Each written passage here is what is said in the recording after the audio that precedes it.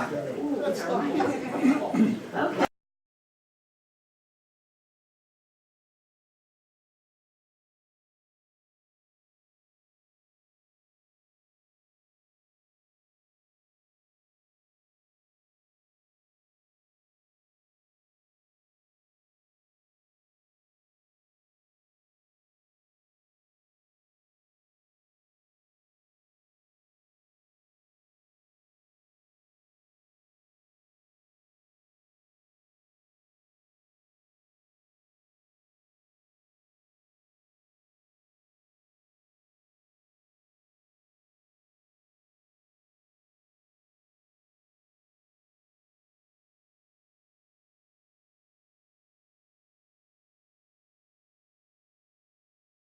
That an operator's license shall be subject to the renewal by the board every 3 years. This license renewal hearing is convened by the board pursuant to the mandate found in Section 1205B1I of the Act, which requires the board conduct a public hearing for any license renewal application. This hearing was advertised on the board's website, announced by the board at several board meetings, and advertised in local newspapers. The board members present today for this hearing are, to my immediate left, Chairman Dave Barish, Commissioner Greg Feit, Commissioner Bill Ryan, and to my right, Commissioner Keith McCall, Commissioner Dave Woods, and Commissioner Dick Jewell. Generally, the hearing will begin with a presentation by Mount Airy, with the Office of Enforcement Counsel having the opportunity to ask questions of the witnesses, and the board also will ask questions. After Mount Airy is concluded, the board's Office of Enforcement Counsel will make a presentation, with Mount Airy and the board having the opportunity to ask questions.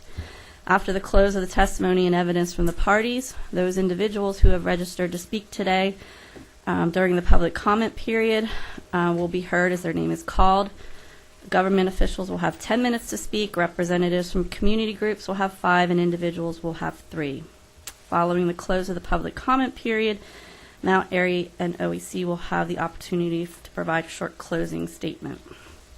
This is an official administrative hearing, so please treat this as if you were attending a court proceeding. All witnesses, please speak loudly and clearly into the microphone so that the court reporter and others can hear what you have to say. And we are also recording this. I don't believe we're live streaming, are we, Richard? We are. We are, okay, and we are also live streaming today. We got a connection. So, but before we begin, we will hear from Senator Scavello, as he needs to be back in Harrisburg today for session. So, Senator Scavello. Thank you very much, and what an honor it is to have you here in beautiful Monroe County. Just a recommendation, before you leave, stop up and see Kalahari Resort and see what. And having the casino here has helped us attract many more amenities, and that's just one of them, and there's more to come. You'd think I'd be one of the last people to come here and speak on behalf of the gaming. You know my situation and how I feel about it. But to tell you, you guys done a tremendous job to address my issue, the addicted gamblers. Every time I mention it, I've always had the support of your board and help people that in need, and it's truly appreciated. What the casino has meant to this community, they took over a location that was really, I'd say, like South Bronx type, where in the old days, and I can say that because I've seen it. I've seen it firsthand. And just a remarkable economic generator in jobs, in the community, and the road improvements that they've made.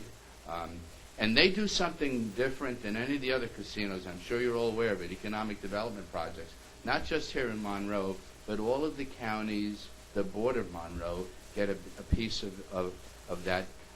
those dollars to help within those communities. The other, we wouldn't have the expansion of Northampton Community College.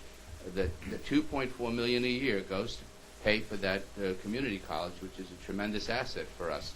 When we try to draw businesses to the area, we have a couple issues, and one of the things is we have the workforce, but we need the ability to train the workforce, and that makes it happen. As well as we also help the medical college in Scranton. So there's a tremendous amount of dollars that this casino gives out to the community as well. United Way, Red Cross, they really are partners within the community. And also look at the folks that come, not only the jobs at the casino, but the people that come up here, stop and buy gas, go to our restaurants, and they spend dollars in the community, and they generate even more jobs. And like I said, they've been a true partner here in the community, and I'm here to speak on their behalf, and hopefully things will go well. And I thank you all for hearing me out. I'm on the way back to Harrisburg to make sure we don't change any gaming laws. Thanks, Senator. Thank you. God bless Thank you. Okay, so we will turn to the presentations by Mount Airy and our Office of Enforcement Counsel. If those who will be testifying today for Mount Airy and OEC, if you would please stand and raise your right hand to be sworn by our court reporter.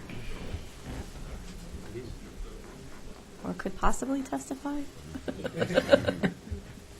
guys swear affirm the testimony about to give to be the truth, the whole truth, and nothing but the truth.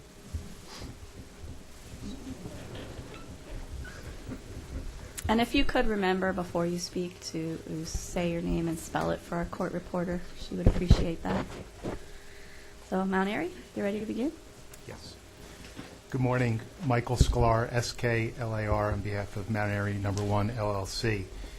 Good morning, Director Lloyd, Mr. Chairman, members of the board. Welcome to Paradise Township. This morning, we're going to take you through an overview of the current state of the property and the positive impact that Mount Airy has had on the local community and the Commonwealth. Much of the credit goes to Lisa DeNaples, who's with us this morning, and the fantastic team that she has assembled. You're going to hear the number of employees are here with us this morning, and they're going to give their personal stories and the impact that Mount Airy has had on their lives. So I'd like to get started. I'm going to turn it over to John Coletsu, Executive Vice President and General Manager. Thank you, Michael. Good morning, everybody, and welcome to Mount Pocono. John Coletsu, C-U-L-E-T-S-U. It seems like it was just yesterday that we were here doing the license renewal, but it was actually over 4 years ago.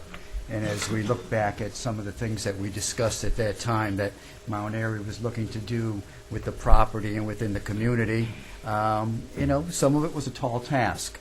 But as we look now back at what we have accomplished over the last 4 years and what we look to do going forward, we have a lot of proud moments, to say the least. And we've put a lot of hard work and effort into continually improving our property, improving our relationship within the community.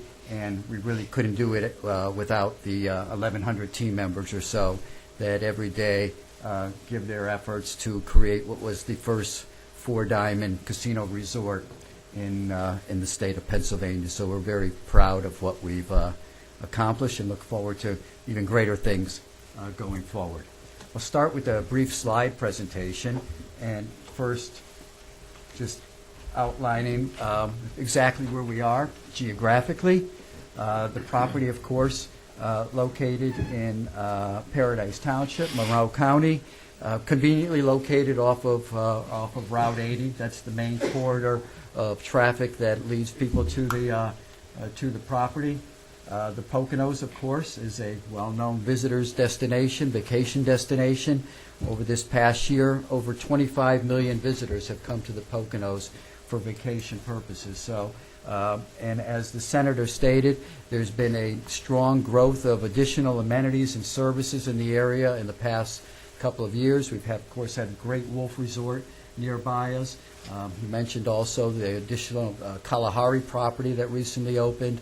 And then you also have the Camelback Ski Resort, which recently expanded with a water park and a resort. So there's obviously a lot of interest in the area.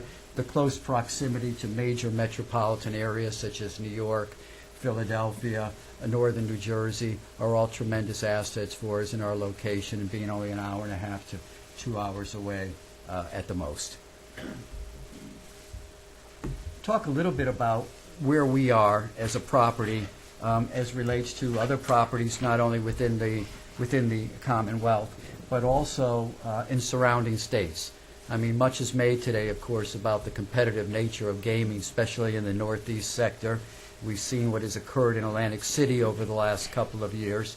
And of course, we're prepared for potentially additional competition coming on board, with 4 properties opening up in New York State, probably within the next year and a half or so. They are all pretty much under construction. And those 4 new properties, which aren't really on that map, all fall within the 150 miles or radius or so of Mount Airy. The closest properties would be right near Binghamton, and the Tioga Downs will add a full casino, and then in the Catskills there will also be a full casino resort added to that location. We know that, of course, there'll be an additional property, I guess, in Philadelphia, though you guys will have some say a little bit more than that than I do, of course.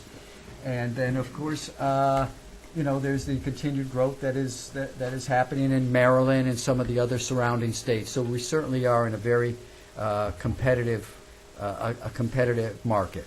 But we've seen competition come on board continually over the course of the last 4 years since the last time we met. Back in 2011, we were looking at, of course, the opening of Resort World in Aqueduct, and we do get a considerable amount of business from the New York area, and there was concerns on how that would affect our business, and it did not really affect our business. We continued to improve upon our revenues over the course of that time. We saw other additional growth throughout the Northeast. Revel opened up, and obviously we know what happened there, but it opened up with a lot of ballyhoo, as it would pretty much save the Atlantic City market, which we've seen, and it did not, and obviously it did not affect us.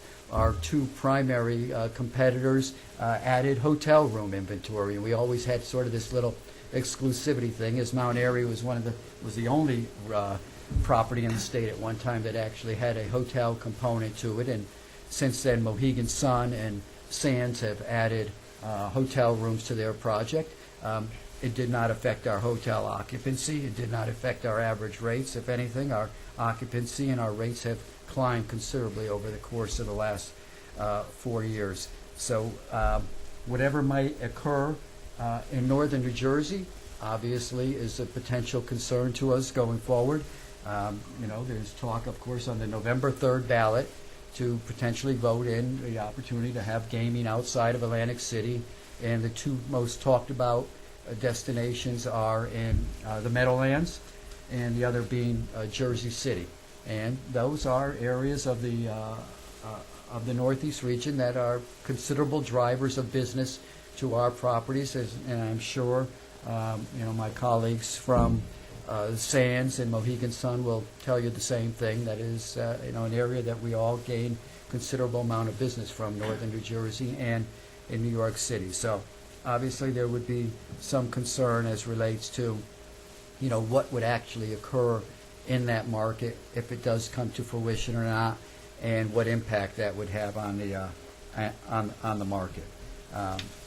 So, some of the things that we want to take a look at, and we have to consider, of course, going forward, are some of the things that are out there presently from a legislative perspective, and how they could affect somewhat of the exclusivity that Mount Airy, of course, feels that it has, going back to the $50 million licensing prior to opening. And some of those initiatives out there that are talked about are things such as slots and OTBs, which we, of course, don't operate OTBs, VGTs and taverns, and a big concern, of course, is a potential 8% tax on free play for us, which would significantly impact our revenues, our ability to put further capital infusion into the property, and be of significant concern. So those are some of the things that we're concerned about. On the other side of the equation, there's a lot happening in the gaming world in general going forward. And if you look at some of the opportunities in online gaming, fantasy sports, esports, and things of that nature, I think we are now very much a mature gaming market. It's the second largest market in the country. Very proudly, I think we can say that.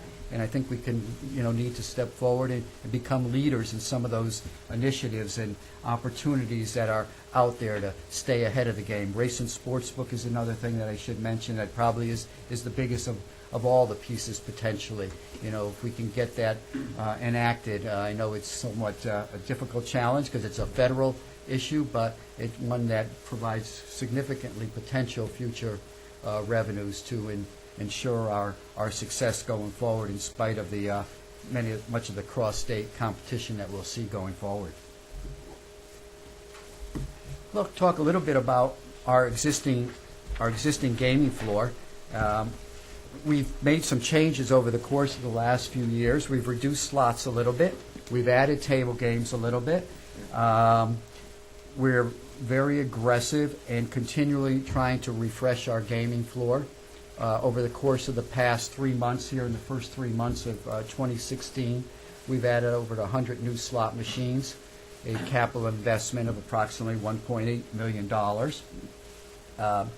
And many of the games today, of course, are larger in size. The cabinets are much bigger. They're much more interactive. So it requires a lot more space on our gaming floor. We've also added some electronic table games most recently. It certainly is a product that appeals to a younger audience, and I think there's no secret today. Everybody wants to know the magic potion and how to tap into millennials. And I attended a conference in Las Vegas last week. One was called iGaming, and the other was the Bally's User Conference. And that's all I heard was millennials. Us baby boomers are done, guys. Sorry, I hate to tell you that. We're done. We're yesterday's news. Generation X still in there a little bit, but us baby boomers, forget about it. They only want to know about millennials and how to connect to this thing and make it work with that thing up there, that gaming floor. So that's much of what the future of the industry looks like. It's going toward is how to connect and interact. And there was much talk at the conference about games of skill, which probably will come to fruition first in Nevada, it looks like, based on present legislation there. And I think we'll see something out by the end of the year in Nevada where games of skill. There's lots of talk, of course, of additional non-gaming attractions. One of the things that Mount Airy has done over the course of the past 4 years, and as we'll see in the presentation going forward, we have added significantly to our non-gaming attractions. We feel that a customer just doesn't come today, sit in front of a slot machine for 8 hours, and then go home or go up to their hotel room.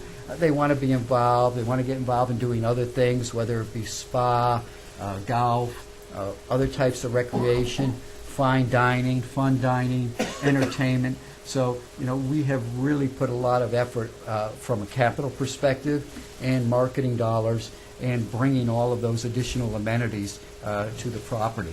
So that's going to continue to be our focus going forward, not only continually enhancing our gaming floor with new product as it becomes available. And I thank the board because over the last few months, the time frame in which games and product have been coming to the floor has been extremely fast and extremely quick. It looks like the manufacturers almost aren't keeping up anymore to that degree. So we're quite happy with the continual amount of new product that now is being made available to us and allows us to be competitive with New Jersey, New York, and Connecticut. One of the things we just completed just 3 months ago was a new high-limit room. Our original high-limit room, which we opened in 2010, had got its fair share of wear and tear, and we decided that we wanted to upgrade that facility. And it just opened, as I said, in January. The renovation costs were $160,000 to redo the entire room. And it includes 17 games, baccarat, pai-gow poker, pai-gow tiles, and blackjack. And so far, it's been very well received by our guests.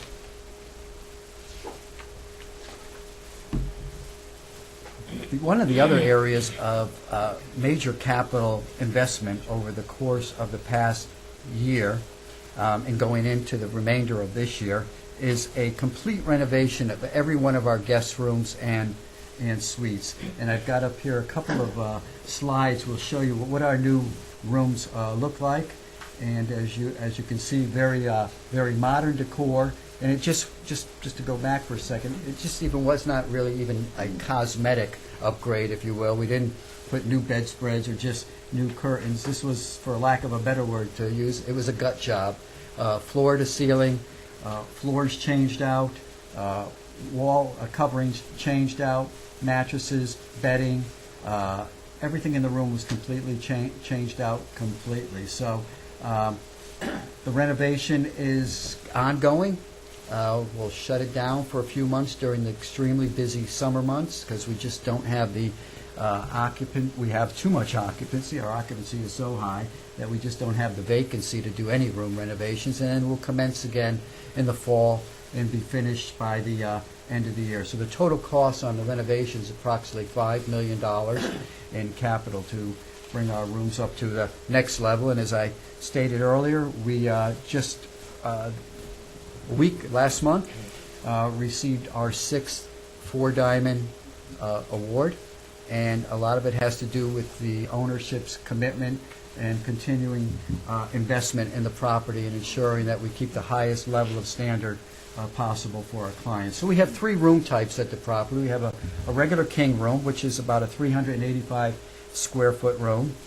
Then we have a double queen, which is another type of our guest room. And our third guest room, a couple more shots of what those rooms look like. In our third room is our suites, which are about 850 square feet in space.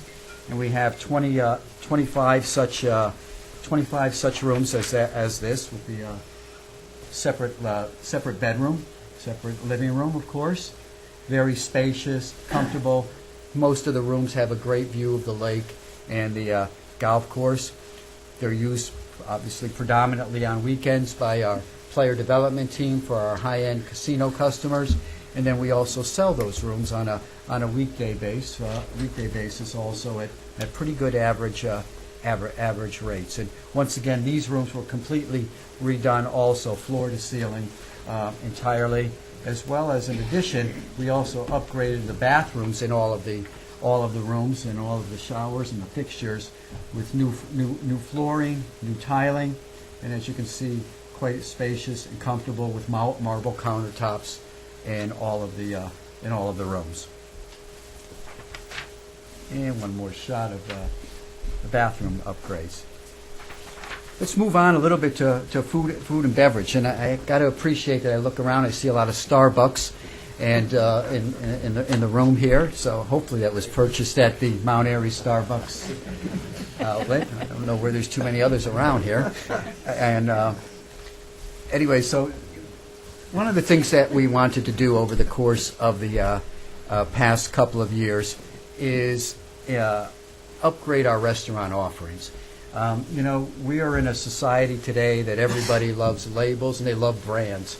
You can't have a conversation where you don't talk about your Apple phone or your Starbucks or Verizon or Google or Facebook. It's all about different brand type names that resonate well with customers.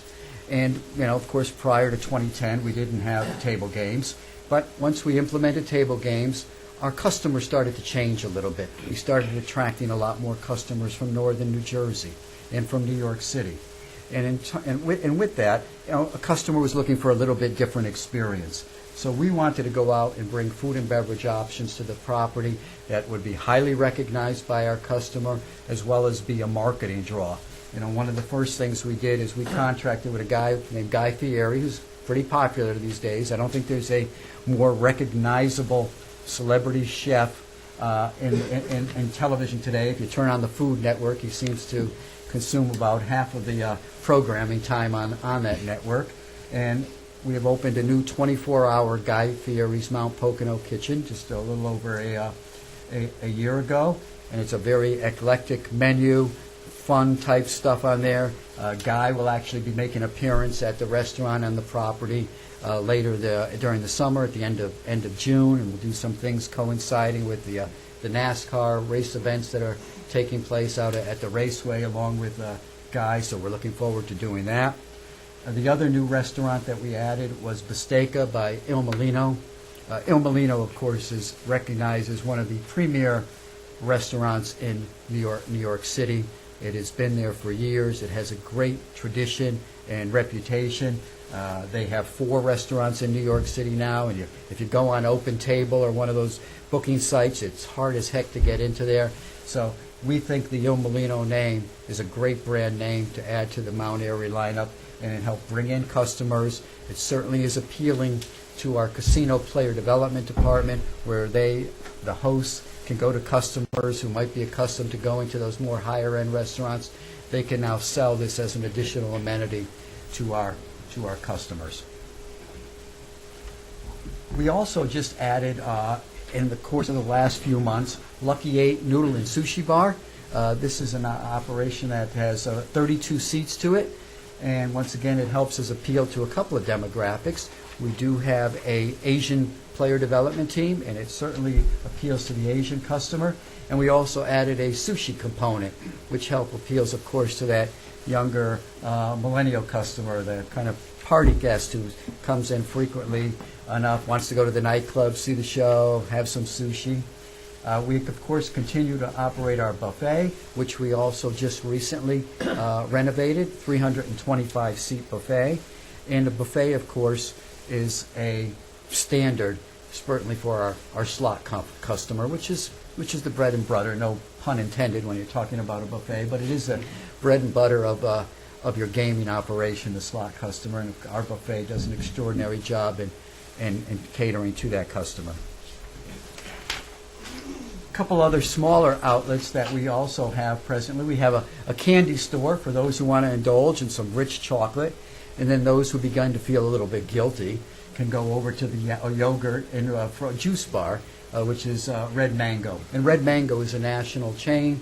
They've got 28 outlets in New Jersey and New York City, and they offer a diversity of yogurts, granolas, custom juice drinks. And nostalgia is handmade candies, chocolates, fudges, things of that nature. And then, I don't think any words need to be spoken here. Everybody on the commission fully aware of Starbucks, but our Starbucks sits in our bus lobby. It does extremely well, high volume. It's a high volume outlet. Once again, it's a great brand name. I mean, when you look at where we were when we met 4 years ago here and where we are today, we've added Guy Fieri, we've added Starbucks, we've added the Il Molino brand, and those are all pretty darn significant brands for us to add, and we're pretty excited about what they've done for the property and generating traffic and making us a little bit different from some of our competitors also. So it's been great for us, and we look forward to our continued partnership with these organizations. Talk about some of the other features of the property. Gypsy's Nightclub and Lounge continues to operate in a kind of a multitask for us at the property. First and foremost, it's a nightclub, open primarily on weekends. We offer a diversity of entertainment, and we've really ramped up our entertainment over the course of the last few years. It's got quite a few A-list type acts, if you will. It's a intimate 500-seat showroom in addition to being a nightclub. I mean, some of the comedy entertainers that we've had in the past few months include Amy Schumer, Lisa Lampanelli, Tracy Morgan. We have Sinbad coming up soon. We've done music acts, which have included Pat Benatar, the Stylistics, Gin Blossoms. We do monthly senior matinees in this room also, and that's a very well-received marketing promotion that we have. And we have groups that are really somewhat nostalgic. We've had the Drifters, we've had the Flamingos that appeal to a senior demographic, and those are our matinee shows that take place once a month, also in Gypsies. And then we, of course, do the kind of high-profile celebrity DJs today that are also garnering a lot of attention. We have our summer DJ series coming up starting in May. That will include Paulie D for you Jersey Shore watchers, Wycliffe John, Little John. So we really do a diverse amount of entertainment in this room, from comedy to R&B to rock. We recently had Teresa Giudice, right out of jail, should I say? But that's the reality of it. But she was the first public appearance she made was with us, and it was tremendously well received. It was picked up by People Magazine, Us Weekly, TMZ. I mean, you could not pay in advertising dollars what we received in social media PR for this event. We'll continue to do a diversity of entertainment type things like that. This coming Saturday, matter of fact, we have Belinda Carlisle, famous from her days with the Go-Go's, for those 80s fans out there. And the last week of the month, we have Richard Marx doing a couple of shows too. So, we continue to be very, very aggressive with entertainment. We just look at it as another tool to attract customers to the property. Another feature of the property is our convention and event facilities. We have approximately 7,000 square feet of meeting space. It serves a couple of needs for us. During the weekdays, it very much becomes a corporate event type location. There's quite a few pharmaceutical companies, not only, of course, immediately near our property, but also in northern New Jersey. They use the facility for training meetings, sales, product launch. So a lot of local, regional, corporate clients utilizing the meeting space during weekdays. Over the course of the past 6 months, we spent about $80,000 in a brand new state-of-the-art AV system, also in all of these meeting rooms. And then we take that event center and that space, and on weekends, we cater to a social client. And that could be a wedding, an anniversary, a bar mitzvah. We can do weddings outside by our gazebo. We can hold the ceremony right on the property, and then we can completely cater to the event with a custom menu for our guests. So we drive a lot of additional cash revenue through those venues. We hope it filters up, of course, obviously onto the gaming floor.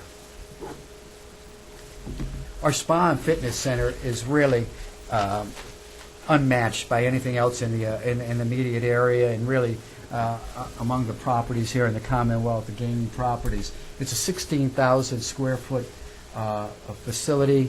It has 11 treatment rooms. Highly recommend the hot stone massage. That happens to be one of my favorite treatments in the room. Great exercise equipment, life cycle, free weights, cardio equipment.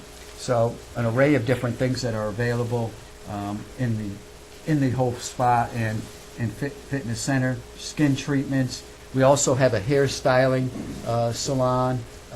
Nails, manicures, pedicures can also be done in the spa facility. So a guest coming to the resort for the weekend can just add this onto their list of things that they can do there. They can game. You saw that they can do some fine dining. You can also obviously go to our spa, work out if you want. If you don't want to work out, sit back, relax, massage, facial, and enjoy the services of the spa.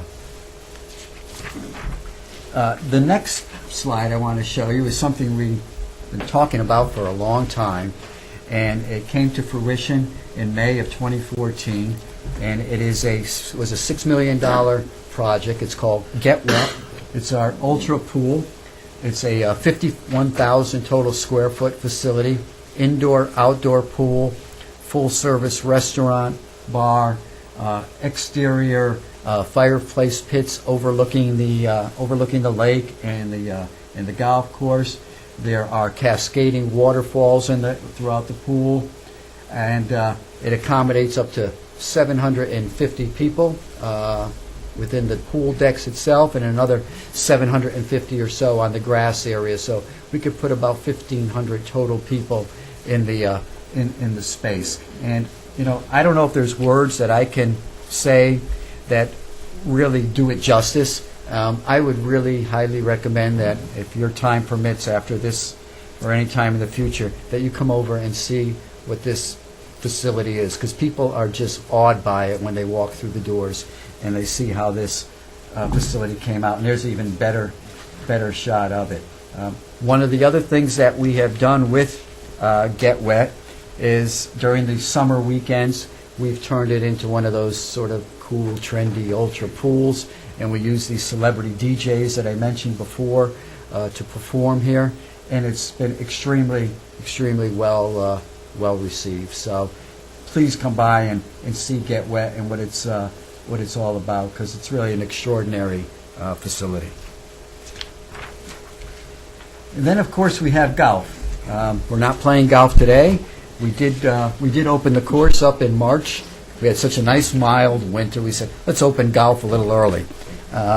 Well, we've had more snow here in April than we did in February and March, so golf revenues aren't actually knocking us over yet, but the golf facility is extraordinary. This course was designed by Hal Purdy and inspired by Sports Illustrated's best 18 holes in America. So each hole replicates a famous hole somewhere else. Like the 18th hole is a replica of Spyglass, okay, in Pebble Beach. And each hole, as I said, replicates another famous hole somewhere in the country. And it's a very challenging course. It's absolutely fantastic views of the entire valley where Mount Airy sits. So once again, another additional amenity. When you add this to the other recreational amenities of Get Wet, the spa, the exercise facility, the restaurants, we just keep piling the amenities on, if you will, and really try to create a complete resort destination experience for our guests, basically not giving them any reason to leave if they didn't have to. One of the things we did add since we last met also is we opened a new clubhouse back in 2012, and that was a $2 million investment. And not only does the clubhouse, of course, serve our golfers on a daily basis, and it also has a kitchen, bar, very nice outside deck, but our catering and sales team also uses the clubhouse and sells it during the evening hours to social groups, people who want to rent it out and have an event there, and maybe they don't want to be in the casino property. They may have family, children with them, whatever the case may be. So, you can comfortably fit over 100 people in this facility. So another utilization of it to further drive traffic to the property. And what that really brings us to, all of these amenities and features are great, and they cost a lot of money from a capital perspective. But at the end of the day, we're in the hospitality and entertainment industry, and the hospitality part of it requires that we be very service-oriented. And, I can say here that we are the only casino resort in the state of Pennsylvania that can put up 6 of those AAA 4-diamond awards. Okay, we're the only one that has done that, and there's less than 6% of all hotels in the country achieve that award, and we're very proud of it. Our team members take pride in it. They wear a pin, a 4-diamond pin that signifies that, and as I said, it's all about delivering a certain level of service, and that's what allows you to get that award. It's just not about $6 million pools and $2 million clubhouses. It's about a dedicated staff that delivers from a service perspective every single day.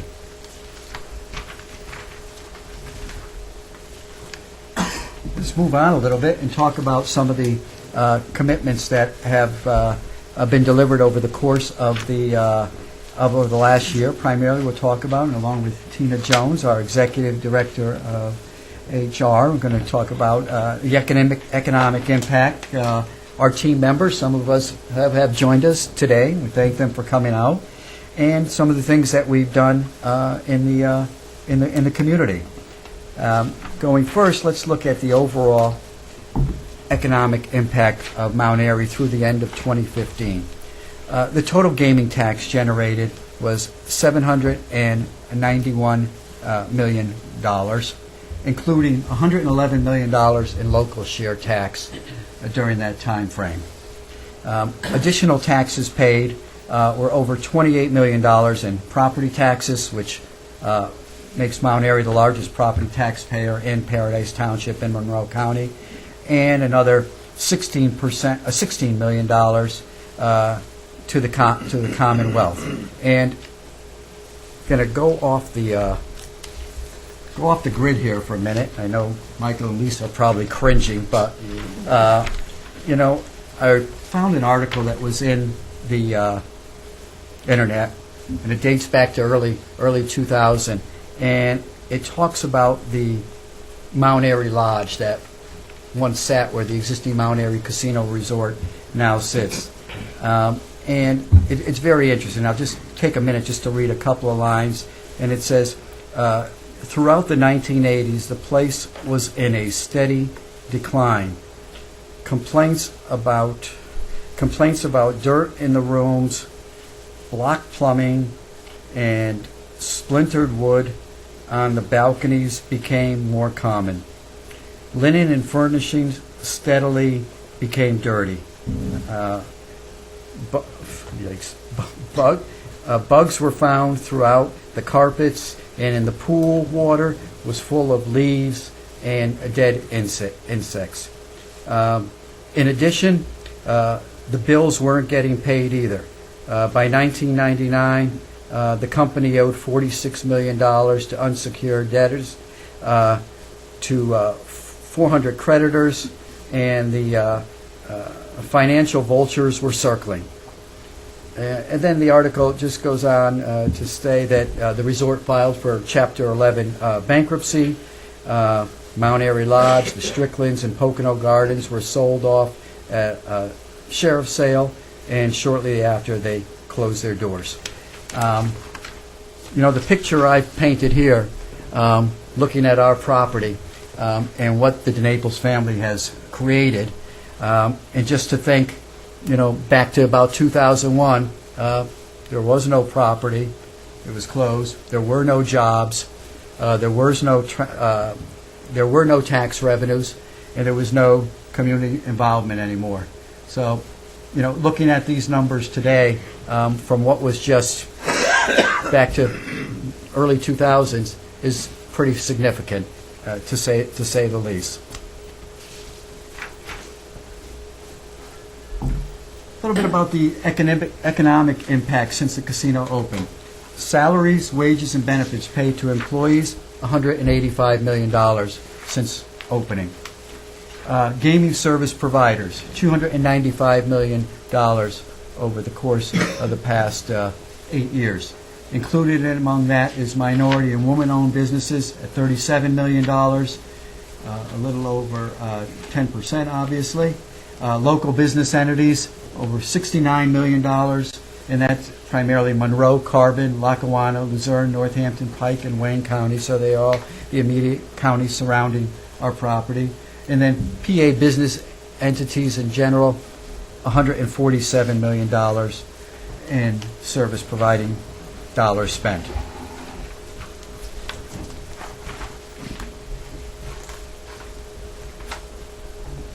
Look back to when initial opening, back in 2007, the development opening cost of the property, $350 million. And our ongoing capital expenditures, $7 million a year. We talked about the Get Wet facility, $6 million.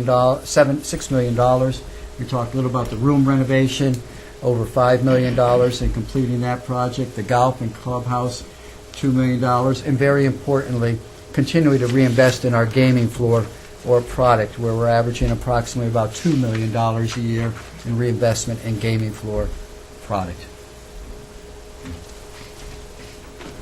I want to turn it over now to Tina Jones, who is our Executive Director of HR. And Tina's going to talk about some of our employment initiatives, our diversity. And Tina, I'll give it over to you. Hello, good morning. My name is Tina Jones, and that is Jones. And I'm going to go over some highlights of our human resources statistics and initiatives. Which one am I pushing here? Thank you. Okay, so as you can see, we have an average of approximately 1,122 employees, and we beef that up during our seasonal period, which is spring and summer, and so we'll be adding about an additional 50 to 60 employees for our busy period. And of that number, approximately 76% are full-time employees. So considering a lot of companies typically beef up on their part-time end, our higher end is majority of full-time staff. Number of female employees, as you can see, make up 45% of our staff. Number of females in professional, supervisor, and above roles make up 42%. Number of minority employees make up 40%. And as you can see, that is quite an impressive number considering Monroe County and our surrounding counties only have an average of 10% minorities. So we do a great job of attracting a very diverse group of employees. And the number of minority professional supervisors and above are 26%. And I would like to state at this point also that we are also the fourth largest employer in the county.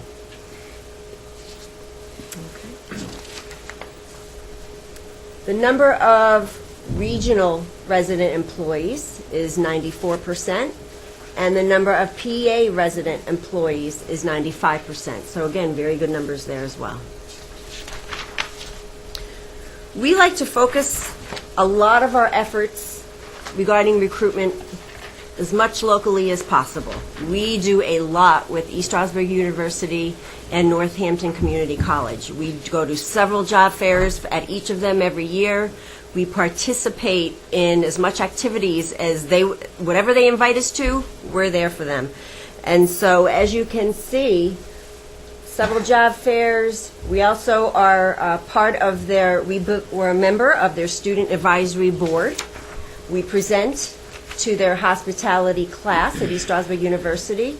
We were recently a featured speaker. Our recruiter was a featured speaker at their conference for career options and opportunities.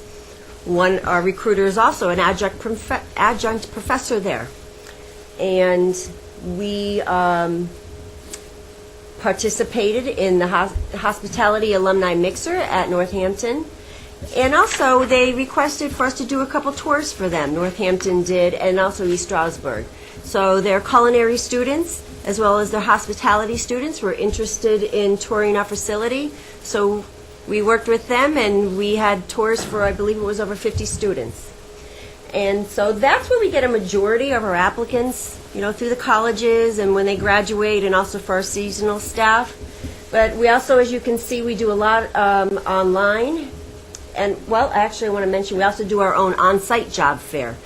Last year we had over close to 300 folks in the area come to our on-site job fair, and we hired over 30 excellent candidates for 12 of our departments. And so we do a lot online. We have our own online website. We have joined Indeed, which is known now as the #1 premier website, which gets 36 million views a month. And as you can see, we also go through another variety of websites as well. And I like to say that last year alone, we had over 5,000 applicants through all of these variety of ways that we recruit. All right, as you can see, we have a competitive benefit package. Includes paid time off. We have competitive wages. Our current hourly wage, the non-tipped rate, is about $14 an hour. And our current salary average is about $58,000. You can see our medical benefits. 69% of our eligible employees currently participate in our company-sponsored plan, which includes medical, dental, and vision. And Mount Airy Casino funds the majority of those plans. We also have an employee assistance program in which employees are eligible for unlimited free telephone consultation. And for those of you who are familiar with employee assistance programs, They offer a variety of services, consultations, and counseling, such as college planning, financial aid, daycare, elderly care assistance, debt, depression, and most importantly and especially, we use it for any drug and alcohol issues that we have with staff. We refer them to that. And they also have their 3 face-to-face counseling sessions for free, the first 3. Some additional items in our benefit package, as you can see, life insurance, short-term disability, long-term disability, and of course, we have the flexible spending account options. And we do have the 401k plan for all of our eligible employees, and 68% of our eligible employees participate in that plan. One of the things that, when I came here, I thought was pretty amazing, because I certainly haven't seen it many other places, is that not only do we provide a free meal for our employees on every shift, with free drinks, free snacks, but we also pay them to eat it. So how many can say that? Not only do you get a free meal, but you also get paid to eat it. So I think that's pretty darn impressive. Employee training. We really try to continuously come up with ways to do new training and listen to our staff and hear what they would like to have. So the past year and a half, we updated our new hire orientation program, really beefed it up and added more to that. It's a full-day event for the facility orientation.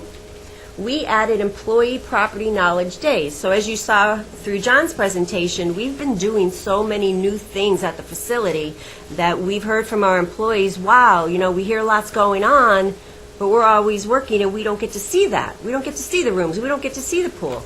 So we created employee property knowledge days, in which we'll have whole days set aside for employees to come in. So we'll sit in one of the brand new rooms for a whole day and have them come in and get to tour the rooms. We'll be at the pool for the whole day and invite all the employees in, and they get to tour the pool. So the employees have really enjoyed that, and we've had almost 200 employees participate in those days.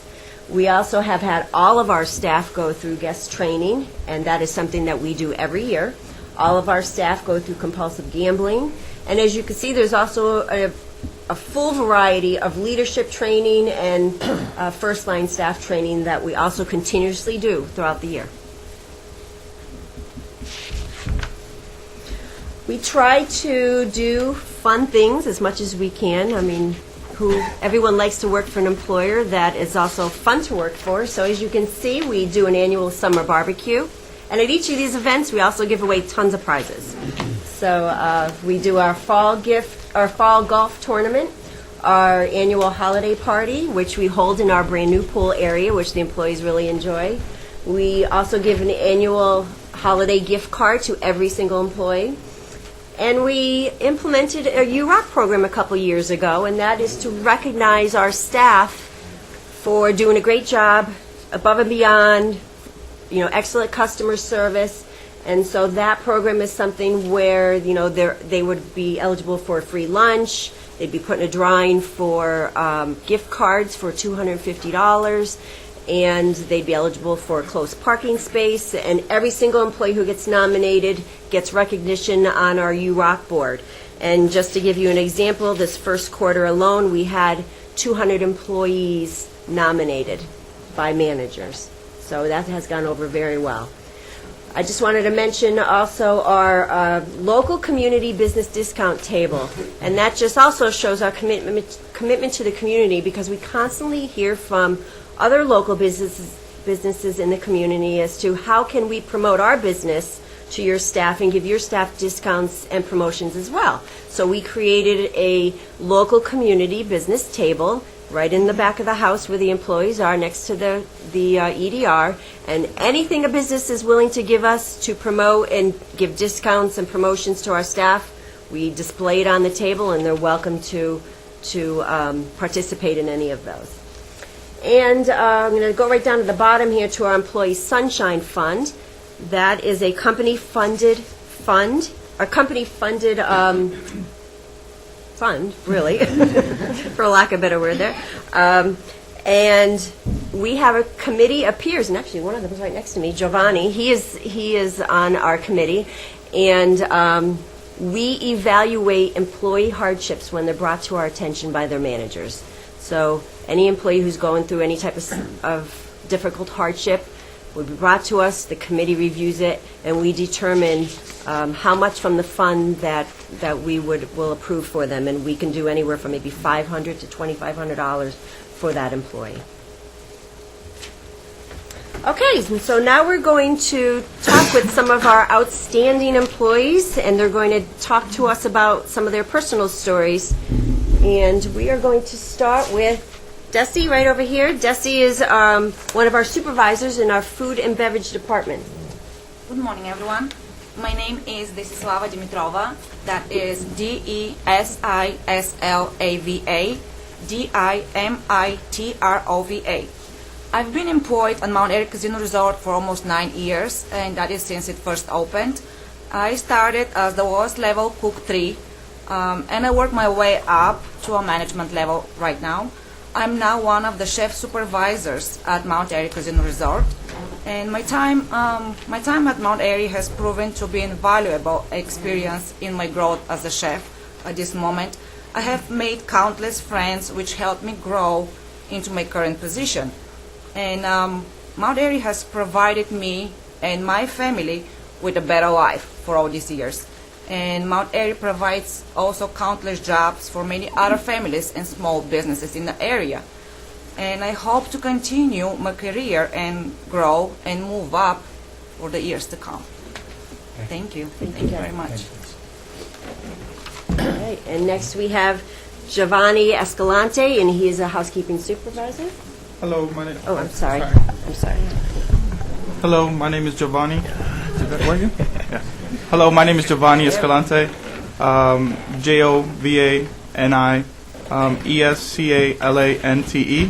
Escalante. I'm 26 years old. I was born in New York City. I live in Tobyhanna, PA, which is 15 to 20 minutes away from Mount Airy. I'm currently a housekeeping supervisor. Back in 2011, I was unemployed and lucky to be given the opportunity to be hired as a house person with no prior degree or experience in the hospitality business. Ever since then, I've been in a learning roller coaster. I've learned how to coach, support, and motivate fellow employees thanks to the training I've received from my housekeeping manager and the HR staff. I am, what Tina said, part of the Sunshine Committee, which helps employees in need when they need it. I was also part of the Safety Committee, which was I was in for 2 years, which I've learned a lot in. I'm grateful to be part of the housekeeping team and the Mount Airy team. Thank you. Good job. Thank you. All right, and now we have Richard Harris, and he is one of our table game supervisors. Good morning. My name is Richard Harris. That's RICHARDHARRIS. I'm currently a table game supervisor at Mount Airy Casino and Resort, and my story is one of relocation and career change. In 2008, I stepped away from a 23-year career as a cartoonist and graphic artist for Newsday, a major newspaper in New York. A brief background on my previous career. I started in the newspaper business as a 14-year-old paperboy. I interned at Newsday as a district manager throughout college, and then I was hired in the main office of Newsday as newsroom assistant after college in 1985. I was promoted from newsroom assistant to the art department as a darkroom technician within 2 years. And from there, I worked my way up to becoming the sports cartoonist and graphic designer, a position that was created specifically for me because I was the first ever sports cartoonist at Newsday. Unfortunately, the advancement of the internet unmistakably became the death knell for newspapers. So in time, I decided to take advantage of a generous buyout package, and I relocated and started to embark on a new career. This is what brought me to the Poconos. In need of employment, I attended a Mount Airy job fair and applied for every position for which I thought I was qualified, and some for which I probably wasn't. At the time, I was working as an adjunct professor at Northampton, a local community college, and I was teaching 2 courses, intro web design and computer graphics. Adjunct professor means part-time and on call when needed. I needed full-time employment with benefits. So when Mount Airy called me and offered full-time security guard position, I accepted it. Yes, I did. I definitely accepted it. In my 1 year as a Mount Airy security officer, I learned about the inner workings of the casino and met some friendly and influential people. One of those influential people told me about an upcoming blackjack dealing class that was open to Mount Airy employees and that I should apply and they would help if I was interested. I was interested and I applied. I got in, I enjoyed the class, and I did well enough to become a full-time blackjack dealer at Mount Airy a few months later. Mount Airy then afforded me the opportunity to learn more games and to eventually become a dual-rate dealer supervisor. Today, I no longer deal table games in my current position as a full-floor supervisor. In this age of technology, where it seems all successful career-achieving employment requires a heavy dose of tech savvy, Mount Airy is an outstanding place where the not-so-tech savvy, the young, and the not-so-young like myself, can find fulfilling, self-sustaining work with plenty of opportunity and career advancement if you only apply yourself. Thank you. Right, and we have Corey Robinson, our financial accounting manager. Good morning, everybody. Like Tina said, my name is Corey Robinson, C-O-R-E-Y-R-O-B-I-N-S-O-N. I was raised in Dunmore, Pennsylvania, and come from pretty humble beginnings. My father passed when I was 9 years old, so I witnessed firsthand what it was to be a worker. I saw my mother working at least 2 jobs to support my 2 brothers and myself. And then I gained the workforce at 14 years old because I wanted to do my part to contribute. So worked right through high school, right through college, and then I applied at Mount Airy in 2007 for a warehouse supervisor position. I was lucky enough to gain employment, my first real job, benefits, full-time, so it was great. Then it scared me a little bit. I saw firsthand how the DeNaples family, they were really hard workers. I'd be up there at 6 in the morning and I would see Lisa's sister Dominica or Mrs. DeNaples putting up decorations and really wanting to convey what they wanted Mount Airy to be and the image they wanted to convey. So I knew I was going to have to be a worker if I was going to survive up there.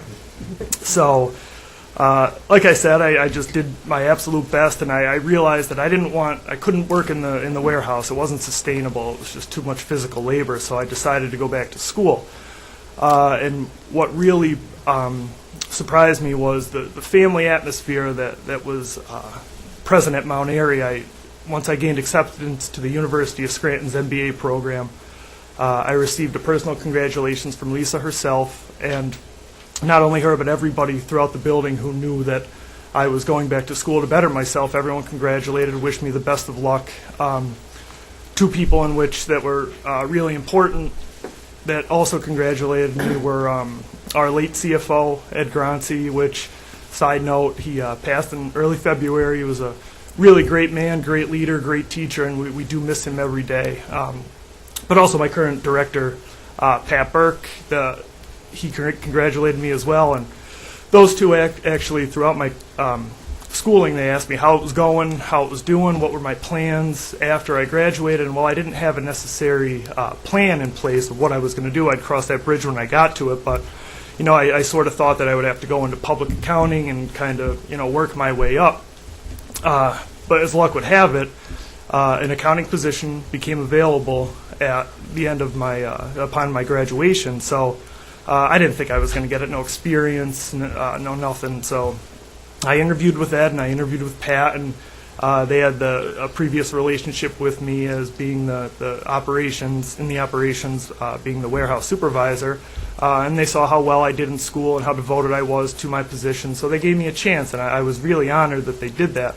Again, Mount Airy just really promotes internal growth, and they really want to see their employees succeed, which I see that across the board. Even presently at Mount Airy, they really want everyone to be successful. So as a staff accountant, I said, here's my chance. I'm going to do the best I possibly can. That it always resonates that I saw Lisa actually putting pool furniture together. It was freezing cold. It was out in the pouring rain. There she is with an Allen wrench. needless to say, we jumped in and said, we'll take care of the rest. But, she doesn't ask you to do something that she wouldn't do herself. So that really resonated with me, and I said, I'm going to do my best to excel in this position. So 2 years after my review came, and I was promoted to senior accountant, and then after about 2 years, I was promoted to financial accounting manager. So I really made a big jump from warehouse supervisor to now being financial accounting manager. I'm literally living the American dream, and it's all thanks to the Naples family in Mount Airy. I have a wife and 2 children in a house that I call my own, my home. Short the white picket fence, but maybe after my student loans are paid off, I'll invest in the white picket fence. But in all honesty, in all seriousness, they gave me the opportunity to succeed, and I am very grateful for that and forever thankful. Thank you. All right, Shantae Vallejo, and she's our cage shift manager. Hello, my name is Shantae Vallejo, SHONTAE VALLEJO. In 2007, I decided to apply to Airy Casino because I was commuting 1 hour from Pennsylvania to New Jersey to a job that didn't offer advancement opportunities. I began my career here at Mount Airy Casino as a cage cashier. After 3 months of hard work and dedication, I was promoted to cage supervisor. As a supervisor, I was able to hone my management skills and prepare for the next step in my career. That next step came 6 months later, when I was promoted to my current position as a cage shift manager. I credit most of my learning experiences to Brian Miller, who currently oversees the cage operations. Each day I continue to grow and develop my management skills with a system that is in place. My daily responsibilities include email correspondence, group meetings, one-on-one counseling, and most importantly, motivating personnel.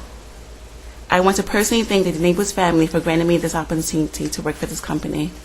I don't know where I would be without Airy Casino. Welcome. All right, now we have Penny Sue, and she's our environmental services shift manager, and Penny is also on our Employee Sunshine Fund committee as well. Thank you. Good morning, everyone. My name is Penny Zhu, Penyzhu, a supervisor of Environmental Service Department with Mount Airy Casino since its opening over 8 years. I began my employment as a public attendant and was promoted to a supervisor. I like my crew. I interact with them in professional and responsible manners. They also show me a lot of respect. I really appreciate it and enjoy being with them every day. Mount Airy also gives me opportunity to learn and experience the things I never ever had done before. Mount Airy provides high-quality service to our guests, and it's a fun, great place for me, 7 minutes away from my house and my son's school down by the road. Our owner, the Naples family, and strong resort management teams, and always helping employees maintain a high standard of performance and the services that distinguish Mount Airy from the Northeast area.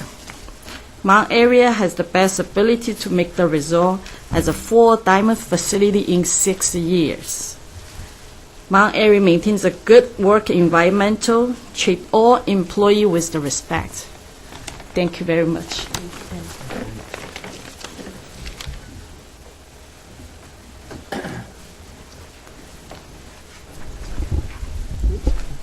I want to thank all my colleagues from Mount Airy staff for speaking here with us today, and I appreciate all of your efforts. Let's move on a little bit. One of the things that Richard mentioned was going to the dealer school, and what Mount Airy has done is create its own dealer school with a curriculum approved by the Pennsylvania Gaming Control Board, and those different curriculums include blackjack, poker, craps, roulette, pai gow, and baccarat. just some brief overview of statistics since the time that we opened the school. We've had 542 internal graduates, though that is employees such as Richard and many others who have transferred from other departments and learned the various skills of dealing. We've had 294 new hire graduates, so that is people that came from outside of Mount Airy, came to our school and graduated, are now working as dealers. So 836 total employees. We presently have about a total of 350 dealers. So as you can see, a significant amount have come through our dealer school. Some of the additional training that Mount Airy provides to all of its employees, and I know some of these things, obviously, all of them are extremely important.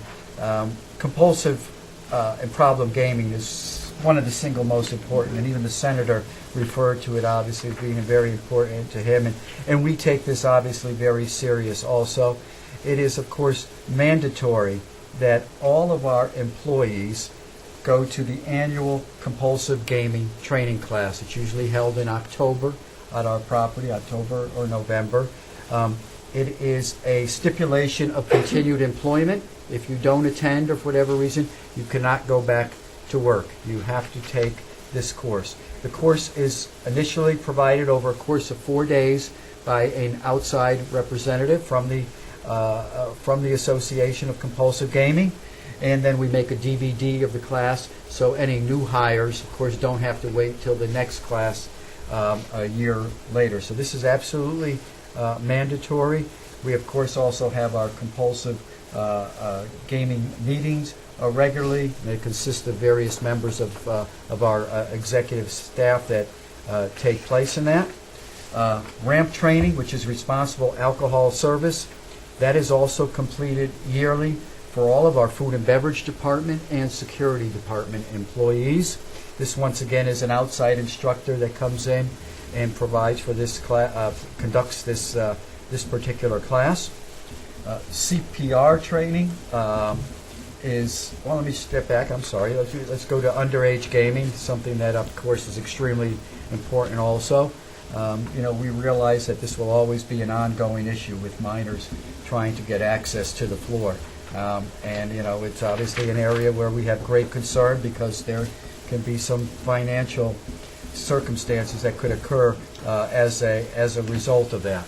But one of the things that we most recently did, we made about a little over $30,000 investment in what is a new system called Visual AIDD, and this is the most state-of-the-art ID checking system that is now available in the market today. Actually, Parks and Valley Forge are the other two properties in the state that have also recently implemented this system. And this allows for the security staff to be able to read passports, military card, license. The software is updated monthly. So this has really been tremendous in helping us with identifying minors who attempt to access the floor. And I assure you there are many. I mean, I was just looking at our statistics from this past year. We carded 193,000 individuals who appeared to be under the age of 30 years old. Of that 193,000, there were approximately 24,296 individuals who were not allowed access to the gaming area because they were found to be underage. When you consider that there was over 1.5 million people walk through our door on an annual basis, it may seem like a small percentage, but 24,000 individuals underage tried to access the floor, and we were able to stop them from doing that. So it's a tough task. Our security agents are constantly hounded. I've got to say I'm guilty of, continually warning them to be on cue, pay attention to what's going on. Their management staff is continually on them, but, we've made an investment in a system that we think will help them do their jobs, and so far it has actually paid some dividends in helping us identify fake IDs and things of that nature. So we'll continue to put a lot of emphasis on our underage gaming training. The security staff goes through an annual refresher course and on how to handle underage gambling also. Lastly, let me add actually CPR training. This is mandated and takes place. All of our security department within 90 days of employment is CPR trained. In addition, all of our 350 table game dealers are also CPR trained. And they will get continual recertification every 2 years on CPR training. One of the things also that we've most recently added is an extensive Title 31 money laundering training class, and that is one in which we've made a considerable investment. We have sent quite a few of our executives and management staff to training classes up in New York State, up at Seneca where they hold them annually, as well as Las Vegas for the past couple of years. We have a 18-page Title 31 training document that all of our table game dealers go through, as well as all of our slot personnel now. We're teaching the cage personnel this, and we're going through other departments also and making them greater aware of Title 31 and anti-money laundering. Just a couple of months ago, we actually had an IRS audit, something that nobody ever likes to have. But we're very proud of the fact that we came through that audit extremely well. Pat Burke, our Director of Finance, and Brian Miller, our Director of Operational Accounting, did a tremendous job, and the IRS was extremely impressed with the curriculum and the program that they have, that they found very minimal deficiencies in how we were operating our Title 31 program. Moving on to a little bit of our community and community involvement, looking at our charitable contributions over the course of the past 8 years. And pure dollar amount, cash contributions, we're looking at approximately $433,000. In addition, we provide quite a bit of in-kind charitable contributions, and that's because we have many of the resort amenities that we talked about earlier, from a hotel, restaurants, spa, entertainment, golf, etc. Our in-kind contributions are over $5,000 a month, and during the same time frame have equated to about $420,000 in in-kind contribution to go along with the $433,000 in pure monetary contributions. And just some of the community partnerships that we have and that we partake in. There's quite a few that we do annually. They're good local community partners, and they're touched upon here and on the next slide also. Just to highlight a couple of them for you. United Way of Monroe County is a big partner of ours. We do a monetary donation with them annually, as well as a Breakfast with Santa program. The Women's Resource Center is another partner, which we provide regular raffle baskets, which include gift cards from other local merchants, such as ShopRite, things they will need for their home, and groceries and things of that nature. The Boys and Girls Club is a good partner of ours. We give to them monetarily. We do their annual golf tournament, and we also do their youth dinner activity. Tina mentioned earlier East Stroudsburg University. We also do things with them not only from a recruitment perspective, but also community-wise in support with the golf tournament. We support the various teams at East Stroudsburg, the various sports and athletic teams. Pocono Alliance is another strong partner that I should mention. You know, one of the things that we've done with Pocono Alliance, every weekend we do what's called a gift day for our guests. At the end of that gift day, whatever the number of gifts are left over, we average about 3,500 to 4,000 gifts per weekend that we give to our guests. We take the remaining gift inventory and we give it to Pocono Alliance, who actually takes the gifts, they bring it to the Odd Lots. Odd Lots then sells it, and all of the money from all those gifts, goes to the Pocono Alliance.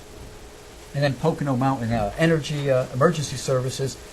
With them, we also do monetary contributions, and they also have a Breakfast for Santa, Habitat for Humanity, another one we do frequent things with monetary donations, as well as packages for donation type things.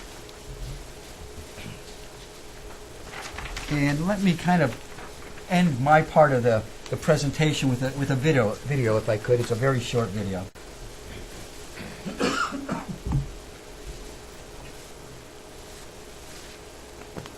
Christmas came early for folks in the Poconos who had holiday gifts on layaway. Mount Airy Casino Resort decided to pay for the items. News Watch 16 was there today when people found out about their good fortune. News Watch 16's Amanda Kelly's live in Stroudsburg. Amanda? Well, Marisa and Scott, the Christmas spirit is in the air here in Stroudsburg. Santa has just arrived here on Ann Street, and Christmas spirit was also evident in the Mount Pocono area this morning. Now, today is the last day Walmart layaway customers had the chance to pick up their items before they would be restocked. And for some, Mount Airy's donations made all the difference. Long lines at Christmas time are a familiar sight. But here at Walmart in Mount Pocono, some Christmas magic was waiting at the register for these layaway customers. Marie McFadden was here to pick up a PlayStation 4, a gift for her nephew. When they told me what they wanted, I really couldn't afford to get it. So each week I was trying to get little by little on it. But I said, my Christmas next week. How can I do this? She planned to pay the $328 balance with her electric bill money. Instead, she found out Mount Airy Casino Resort was paying off her balance and other layaways to the tune of $5,000. And I'm so thankful. A Christmas time jackpot. I'm so happy. I thank everyone. Thank you so much. Merry Christmas. Customers were surprised, shocked, and brought to tears by Mount Airy's generosity. Lori Hartford wiped her eyes. She had planned to plead with Walmart to extend her layaway a few more days until she could pay. I couldn't believe it. I've never had anything happen like this before, so it just about made my day. Hartford called her family, and now her 5-year-old will have Frozen toys, Disney DVDs, and lots of joy under the tree. One woman actually left Walmart's layaway department unable to pay her bill, but she got a phone call to come back, and quite a surprise when she returned. I thought real quick of how miracles do happen, but they don't happen to me. So I had an idea, but I wasn't sure. Melendez had to leave her $250 worth of gifts to pay for gas and food instead. Now, thanks to Mount Airy's Christmas magic, her 2- and 3-year-old will have all of this waiting under the tree. But to think that I could be good at something like this was really cool. It was really cool. Mount Airy Casino's donations certainly brought tears of joy to many here in the Poconos today, giving some Christmas time magic to so many very deserving families here in Monroe County. And of course, like I said earlier, Santa just arrived here on Ann Street for some of the young ones who maybe still have some of those Christmas wishes that they need to pass along to him before December 25th. Amanda Kelly, News Watch 16, reporting live in Stroudsburg. Amanda, thank you. How terrific it was for Mount Airy to do that, too. Wow. Santa arrived even earlier today in the Yeah. Poconos.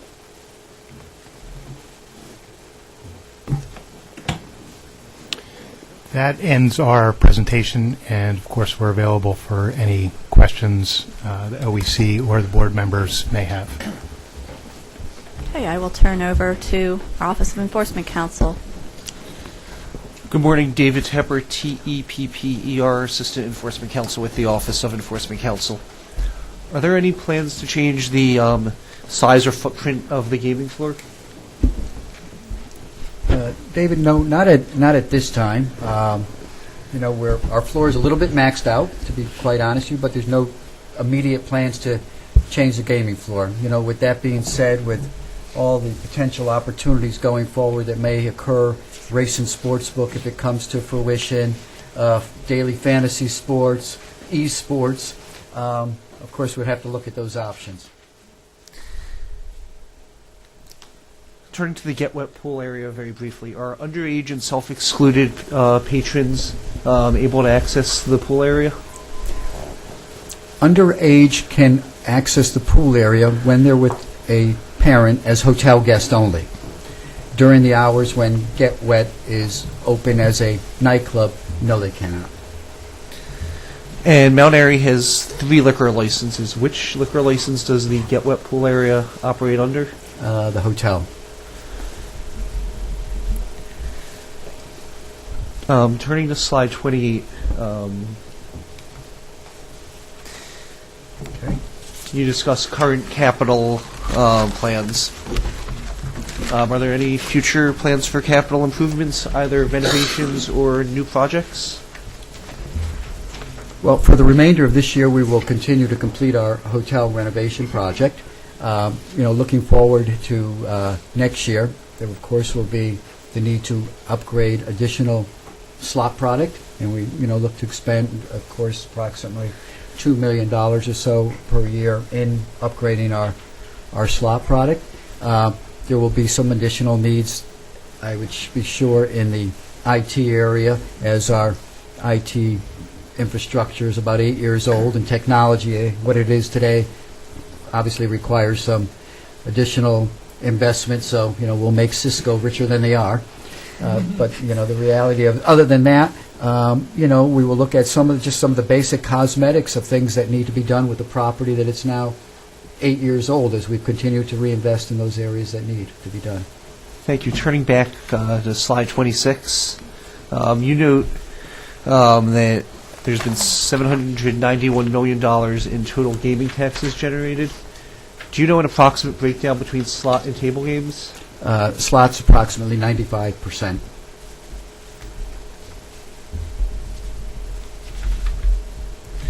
And with that same number, would you be able to approximate how much since the license was last renewed? I would have to get I would have to look that number up for you to get you the exact number. Back on that. Thank you. Turning to slide 30. And the total number of employees. At Mount Airy's last public hearing in 2011, Mount Airy had 1,359 employees and now has approximately 1,100 employees. Mm-hmm. Can you describe why there's a decrease? Sure. Some of the employees that you noted, approximately about a 200 employee difference, went over to our partner restaurants when they assumed management of them. That would be Guy Fieri's, Bistecca by Il Molino. So all of the culinary staff and the front of the house staff, as well as some of the management staff that was in restaurants that we as Mount Airy operated, are now operated by a third party. So those employees that were once Mount Airy employees are now the employees of a third party operator called Momentum Hospitality. And do the remaining approximately 1,100 employees include Mount Airy's operated restaurants, the spa, and the hotel? Not the spa, but the hotel. The spa is a management contract agreement also with a third-party vendor. And turning to slide 32, when Mount Airy is doing recruiting on college campuses, what steps does Mount Airy take to ensure that underage individuals are told that they cannot gamble on the property? I know that you hire people under the age of 21, but they cannot gamble. Yeah, of course, we do have quite a few employees under 21 throughout the property. We continue to emphasize our underage gambling message. One of the things we have is a real strict policy as relates to escorts on the floor. We require anybody under the age of 21, even if they are with their parent or their guardian, that they be escorted throughout the property. So we're very diligent in doing that and ensuring that we do not at all promote minors coming onto the floor. That's also explained very much in depth during new hire orientation, and it's also in our employee policy book. Thank you. Turning briefly to benefits. I believe it's slide 33. What makes an employee eligible to receive benefits? Employee, after their first 90 days, is able to receive benefits. First full 90 days. Full-time employee. Okay, they have to be a full-time employee. Part-time employees do not have benefits. A full-time employee. Are there any benefits such as paid time off that part-time employees receive? No. And what percentage approximately of employees does Mount Airy promote from within? Well, Well, actually, just last year alone, we promoted 50 employees. In the past 4 years, 200. So we, on average, 50 a year.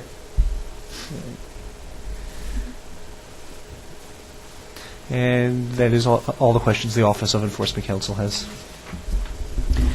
Okay, I will, Mike, or Mr. Sklar, you have any follow-up?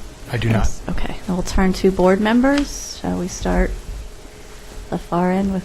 I guess, Mr. Klutzer, I would just say that it's clear to me, having been on the board a number of years now, that you and the team have done an excellent job at Mount Airy. And it looks to me like things are going very well for the people in this community and for the people who work for Mount Airy. And I want to congratulate you and everybody else at Mount Airy for a job really well done. Thank you. Thank you, Linda. Mr. Sletsu, a couple of questions. What is the amount of free slots play that Mount Airy gives out per year? It's approximately $36 million. And without giving away any trade secrets, how do you determine who gets that and when it's given? Do you look at slow times during the course of a year and maybe just to generate folks to come into the casino, and then I assume that you watch the play of your individual members, maybe if they haven't been there for a while, I would guess, and you can correct me if I'm wrong, that you would send them free slots play. But again, without getting into any of the minutia, what determines when you give out that slot play and who receives it? Commissioner, sort of the answer is all of the above to many of the Okay. things that you just noted. Of course, we have our monthly mailer, which, we mail to over 165,000 or so people in our database who are part of our regular players. And in that mailer, there is their monthly slot offer, comes in that. Within the mailer itself, too, there's all the additional promotions that if you come in and play so much, play X, earn Y. And a lot of our promotions are based on that philosophy also. So it's a little bit combination of both what they earn based on previous play, coming in the monthly mailer, and then the various promotions of play X, earn Y. You had mentioned that you were out in Las Vegas for a symposium, a gaming symposium. What are you seeing that's new in games of skill that you talked about? There's quite a bit of things happening out there in the game of skill. And everything that's being developed is focused toward millennials, again, of course, by the studies done by the various gaming manufacturers. And I was at the Bally's User Conference. The emphasis is on games in which multiple people can play at the same time. And I was talking to Commissioner Wood yesterday, and we saw the electronic roulette game and how the fact that a lot of people like to play, it's very interactive. And a lot of the new games that were being introduced at the Bally's show had an interactive component to them where 3, 4, 5, 6 people could play on the same table, and all the games, which has changed a little bit too going forward, are on a flat surface. So it's kind of like when you're at home and you play Monopoly or Scrabble or one of those games. You don't have it on a surface like that. You got it on a flat surface, and you got your potato chips and you got your drinks, and you put your drink on that flat surface, and you can play a multitude of different games either against the house or seems like very competitively against one another. Now, how that will earn gaming tax revenue in the future, not for me to answer yet at this point, but it seems to be that a lot of the millennial games being designed are ones in which there is a component of competing against one another. Ms. Jones, you had talked about an average wage of a full-time employee of $58,000, I believe is the number. Does that include benefits? And if it does, what is the benefit component? In other words, what's No, the... that does not. It does So not. typically, benefits would be at an additional 25 to 30% on top of that. Okay. The compulsive gambling training, how many hours per year is that training? The compulsive gambling is about an hour and a half. Okay. And for those that take it via the DVD, do they view that DVD in-house so that you can determine that they actually watched it as opposed to taking it home? They And do it right in HR. okay. And who gets that training? What employees? All employees? Only employees on the gaming floor? All employees. And two more questions. The underage gaming training, again, same questions. How many hours per year? As opposed to compulsive gaming. I'm now on the underage gaming. Yeah.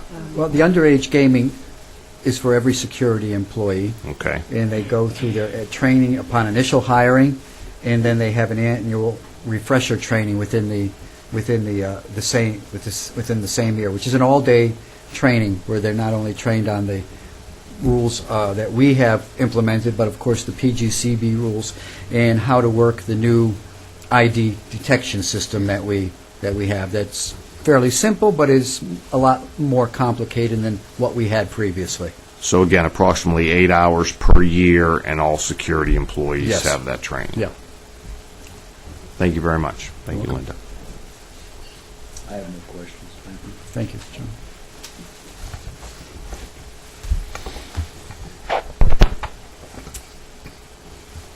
I don't know if I'm on it. I don't have any questions. I just basically have a couple comments. These hearings are required by law, and we conduct them to make sure that you're complying with the law. And I think it's a great opportunity to really showcase what you have done, and all the casinos for that matter, across the Commonwealth. As someone who was born and raised fairly close to this region, I certainly remember the old Mount Airy. I frequented it oftentimes with fundraisers and other events, and can certainly say that I am completely impressed with the investment that the Naples family made in this region, and a complete rebuild. They just didn't renovate. They tore down and completely rebuilt the facility, and it is quite a beautiful facility.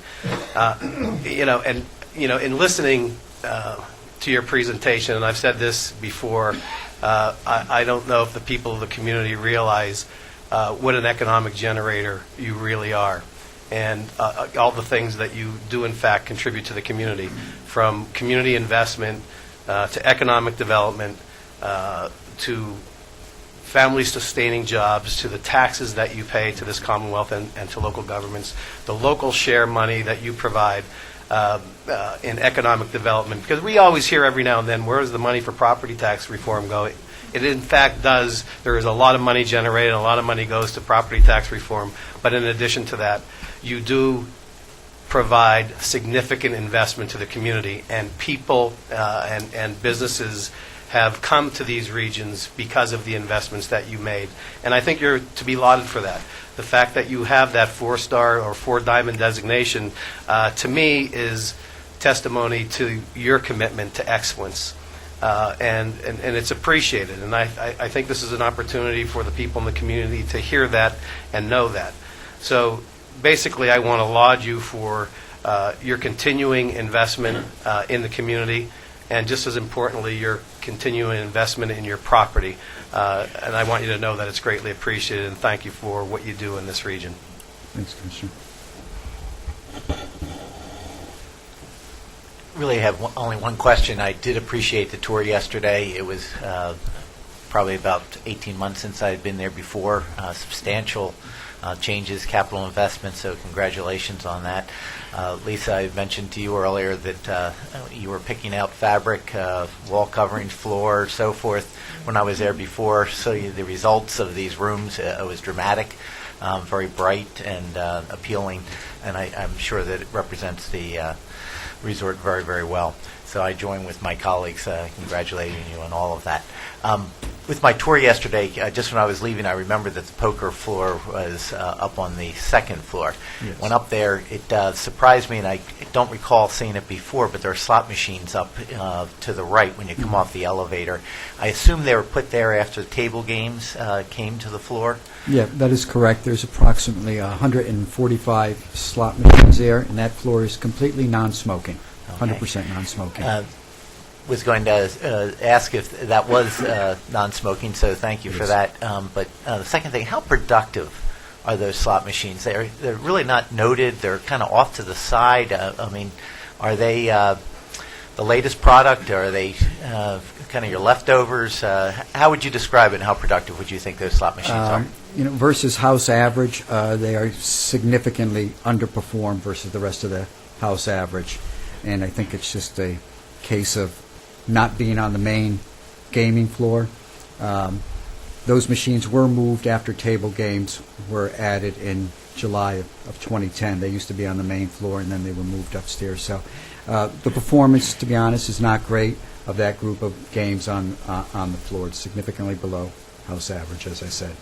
Do you have any ideas for that second floor going forward? How to, I mean, poker, people who play poker find the floor wherever it is. You could put it out in the pro shop, and they'd get there, and so forth. Slot machines a little harder. Yeah. Just wondering if indeed there's some thoughts about that second floor. Right. We have had some thoughts about it. Actually, it has a great view of the floor behind those machines. It's a great view of the floor, and from the poker side, it has a great view of the lake and the golf course.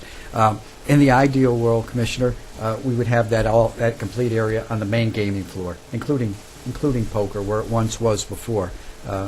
Where poker was once before is now occupied by high-limit slots. We just don't have the space to put it onto the main gaming floor. It doesn't produce very well from the slot perspective. If we lost those 150 games, it would not be a significant loss from a revenue perspective, I assure you.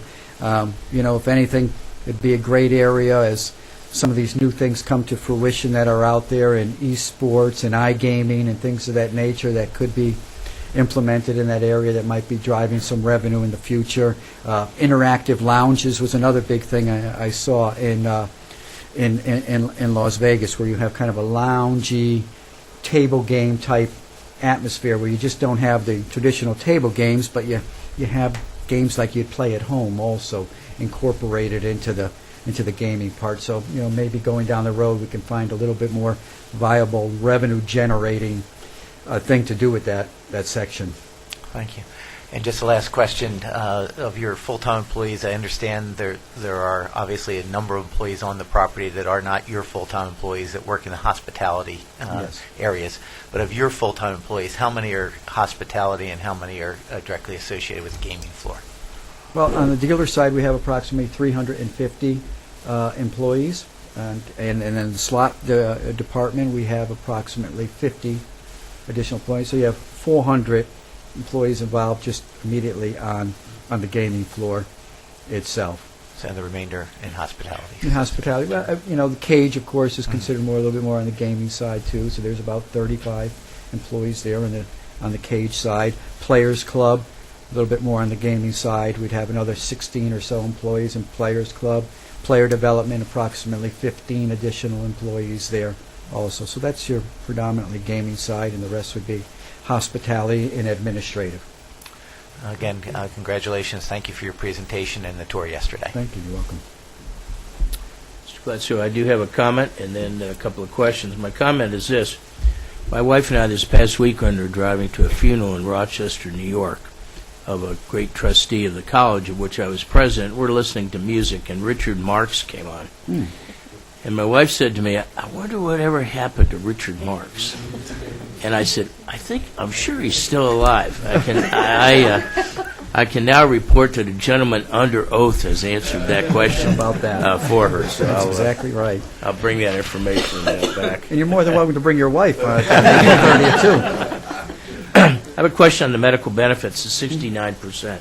Yeah. Does that represent the difference between 69% and 100%?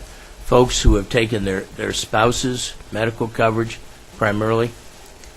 their spouses, or as you know, you can now remain on your parents' plan until 26 years old. Right. So we have a lot of employees Okay, right, who I hadn't thought about that. still on their parents' Yeah. plans as well. Okay, thank you. Mhm. Your Sunshine Fund. How do you ensure privacy? I had a Sunshine Fund at my college, and it was incredibly effective, even small amounts, like a micro investment sometimes. You hear about micro investing in folks overseas, but a little bit in a real stressful situation could make a difference. But there was also some of those circumstances were highly, revelatory about a personal situation within a person's life or in a family. So how do you ensure the privacy and the ability of somebody to feel they can come forward within that process, and how does it work, the allocation process? Well, we work through the managers because we feel the managers know their employees best. They're working with their employees on a day-to-day basis, and they know what's going on in their lives. So the manager is actually one who will come forward to HR and say, I'm aware we have this employee having this medical situation, or spouse lost their job, whatever it may be, and say, I would like to recommend them for the Sunshine Fund. And they will complete the form, and then I will talk personally with the employee to see if they're interested. If they are interested in proceeding, then I get the committee together, and as you can see, we have 2 committee members here today, and we, as the committee will tell you, really stress confidentiality. We know above all that that is the most important for our employees. And so we have great committee members who are committed to that, and we'll get together, we'll review it, and then it's strictly then it goes back to me, between me and that employee. And, we don't even share further details then with the manager. We just say, The authority for how much is given ultimately is your decision, or is it the committee decision? the committee's decision, Okay, and we have then comes to you. guidelines we've come up with of different tiers and what different situations may fall under to help us out. Okay. The employee herself or himself, though, can't apply per se. A manager has to see it, be aware of it, and bring it to the attention? That's ideally, but if an employee does go talk to the manager, then that could work out that way as well. But ideally, it's something that we want the manager to recognize and to know that there's a situation they want to bring forward. Okay, thank you. On the contributions, there are many needs, many needs. And so they come into you, and how do you triage those needs? Well, we have. And by the way, I'm sorry, let me say one more thing. Looks like, on average, in actual cash, you've been giving out about $54,000 a year, if I did my math right, over the total time of the giving to the 400,000 plus. So is that, by the way, a preset budget amount, or how does that work? How do you allocate that cash? We have a committee, and it consists of marketing, human resources, myself, and Debbie, our executive admin, who is behind us, who receives many of the requests. Most of the things that we like to do, of course, we like to keep it localized. There are some things, of course, too, from a purely marketing, business perspective that are also very helpful to us. Obviously, if somebody's doing a golf fundraiser in New Jersey, which is a great market for us business-wise, we'll participate in that. So we look at every single request individually, and then we have sort of a core group, Commissioner, that we work with annually. The United Way, Women's Resource, the Boys and Girls Club, which are a lot of those are the focus of our monetary donations.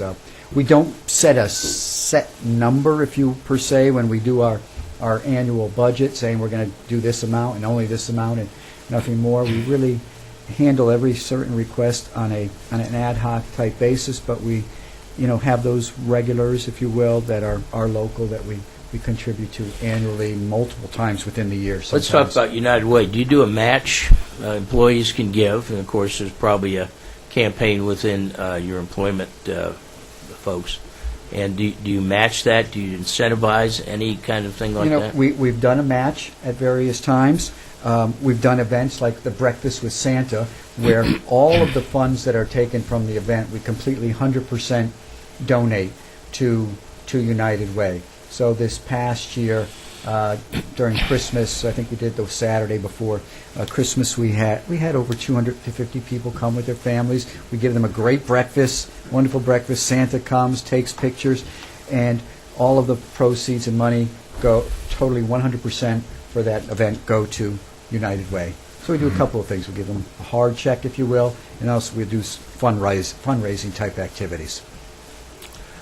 Let's talk just for a second about the safety committee. Tell me what their role is, what the objective is of the safety committee, kind of the components that are on it, and how do the kinds of things that are within their purview come to their attention? How do you put your agenda together? How does that work?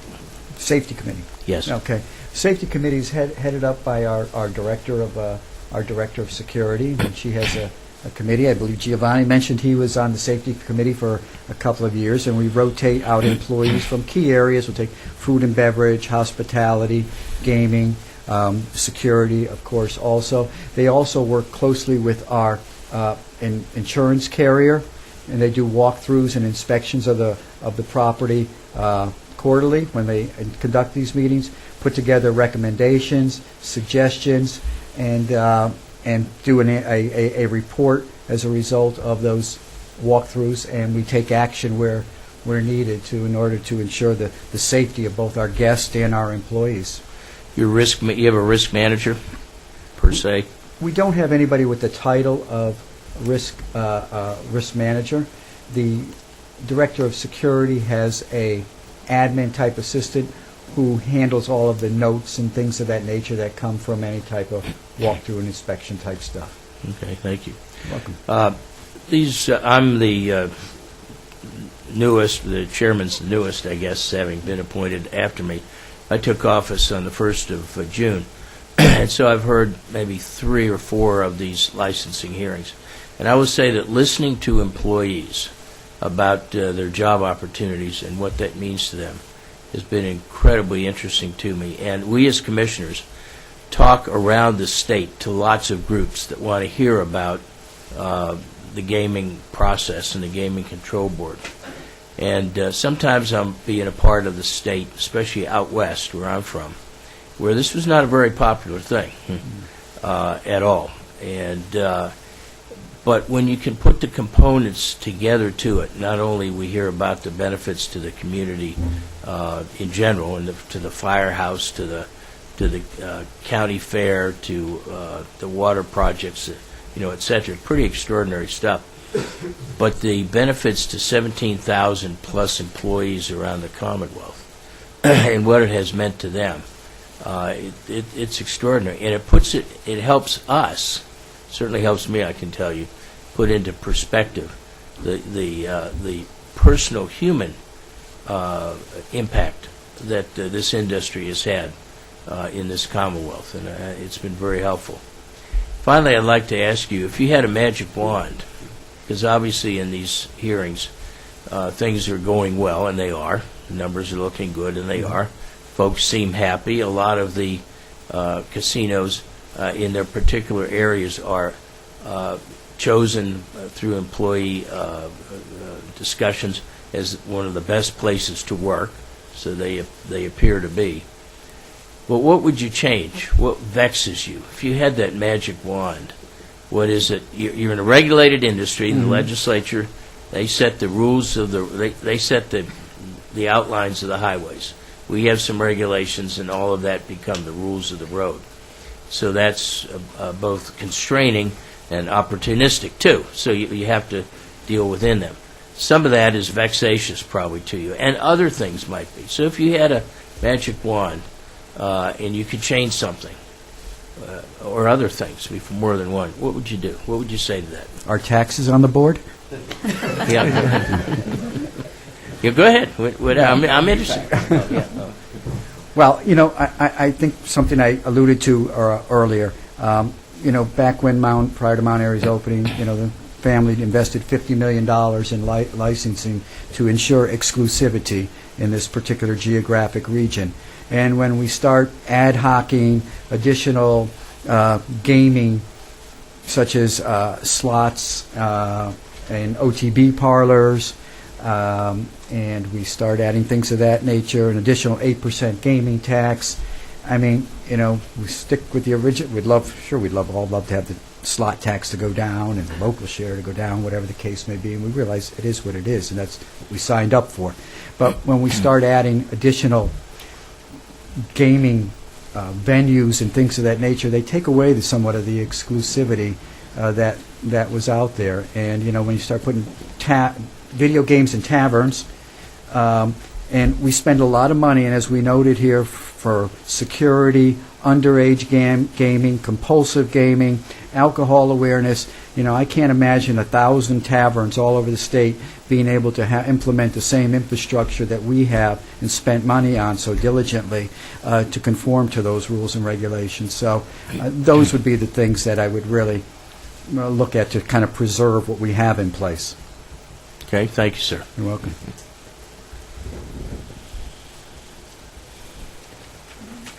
Mr. Sklar, any follow-up questions?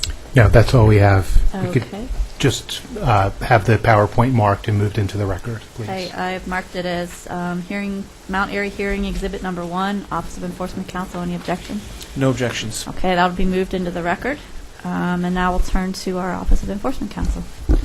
The Office of Enforcement Counsel's first witness is Sergeant Tallarico with the Pennsylvania State Police Bureau of Gaming Enforcement.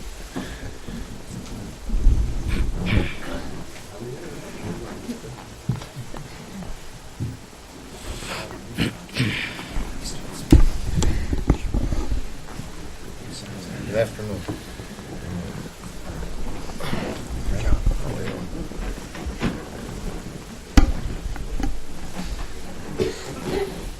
Good morning, Sergeant. Can you please introduce yourself? Good afternoon. Sergeant Fred Tallarico with the Pennsylvania State Police. And how do you spell your last name? Tollerico. And what are your duties with the State Police? I am the office commander for the the Bureau of Gaming Enforcement at Mount Airy Casino. And how long have you been with the State Police? It's my 25th year. And how long have you been at Mount Airy? It'll be 5 years this July. Can you just very briefly describe your career with the State Police prior to joining Mount Airy? It's primarily focused on criminal investigation. I did some undercover work. I did some criminal profiling. I was an internal affairs investigator for 5 years. I was a criminal unit supervisor for 4 years, and that pretty much covers it with the 5 years now.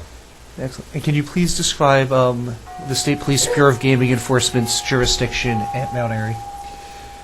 The gaming floor is the primary jurisdiction because we are covered by PSP Swiftwater. For everything off the gaming floor, our unit pretty much handles just about everything. And that includes the parking lot? Yes, with the exception of crashes. And can you please describe the working relationship between the State Police Gaming Enforcement Office and Mount Airy security and surveillance personnel? I would say very cooperative, very professional.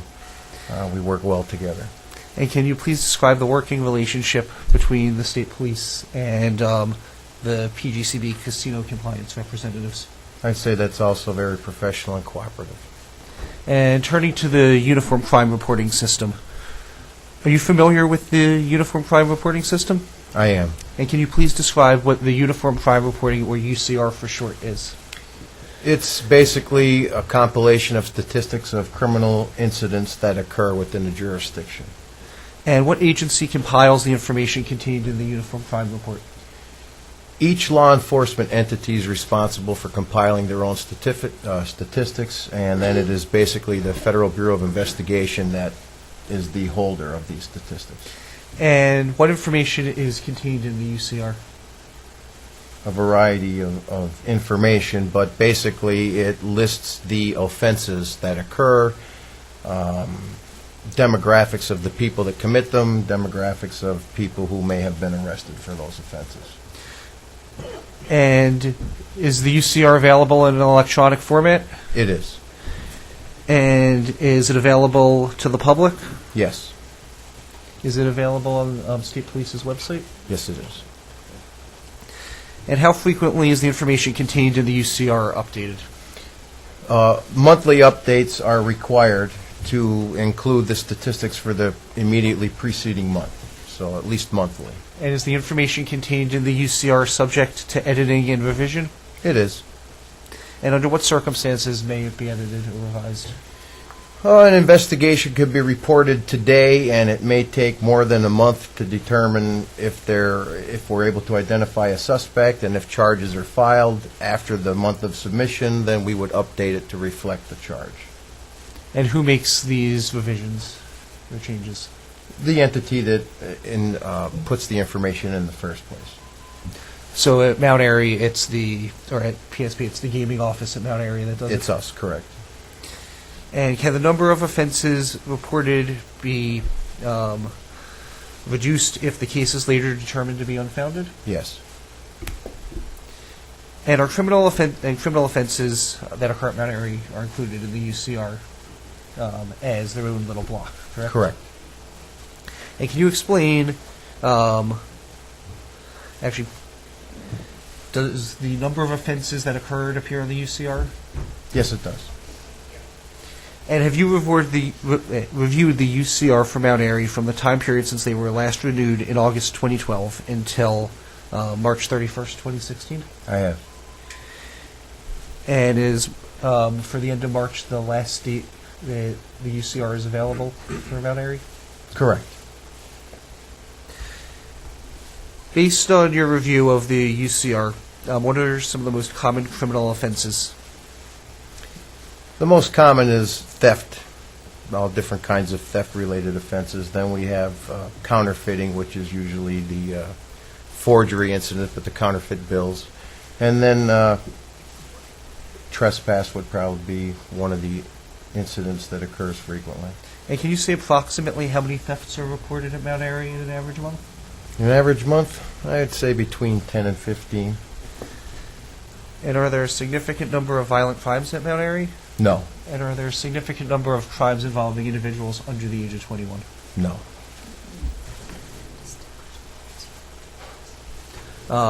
Turning back to the thefts, can you describe a majority of the thefts? Are they voucher thefts or something else?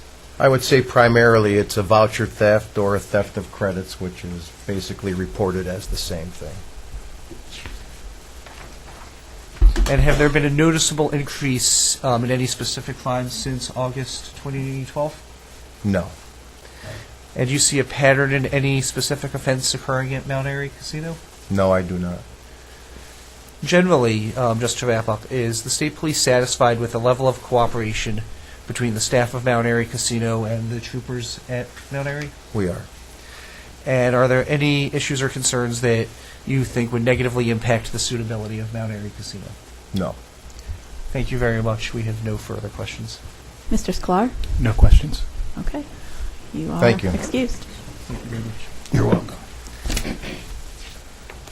I'm sorry, unless a board member has a question. Okay. OEC's next witness is Ray Welcome, Regional Supervisor with the Bureau of Investigations and Enforcement.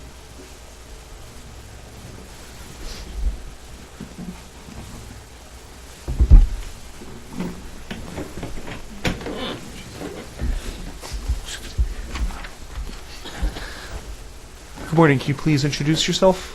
Yes, my name is Ray Welcome. It's actually Ramon, R-A-M-O-N, Welcome, W-E-L-K-O-M, and I am the Regional Supervisor out of the Northeast Office for the Bureau of Investigation and Enforcement. And approximately how long have you been with the board? Approximately 10 years. And what are your responsibilities as a supervisor? I prepare or review all investigative reports out of the Northeast Office that's produced by the BIE agents. And just very briefly, can you describe your background before joining the Gaming Control Board? I was a police officer for approximately 13 years out of Bloomsburg. Although Mount Airy's renewal investigation is ongoing at this time, is the background investigation of Mount Airy number 1 and its associated entities generally complete? Yes, it is. And can you describe the scope of a typical renewal investigation? The renewal investigation consists of an extensive background into all the individuals and the entities associated, in this case with Mount Airy Number 1 LLC. The background includes any type of criminal, civil, financial, or any other type of suitability issues that would arise. We investigate that. We also investigate any type of miscellaneous investigations that are maybe could possibly be in violation of the Gaming Act.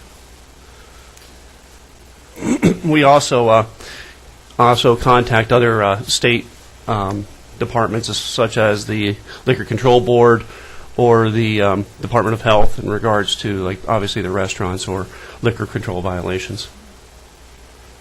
And what tools does BIE use to examine all of these areas?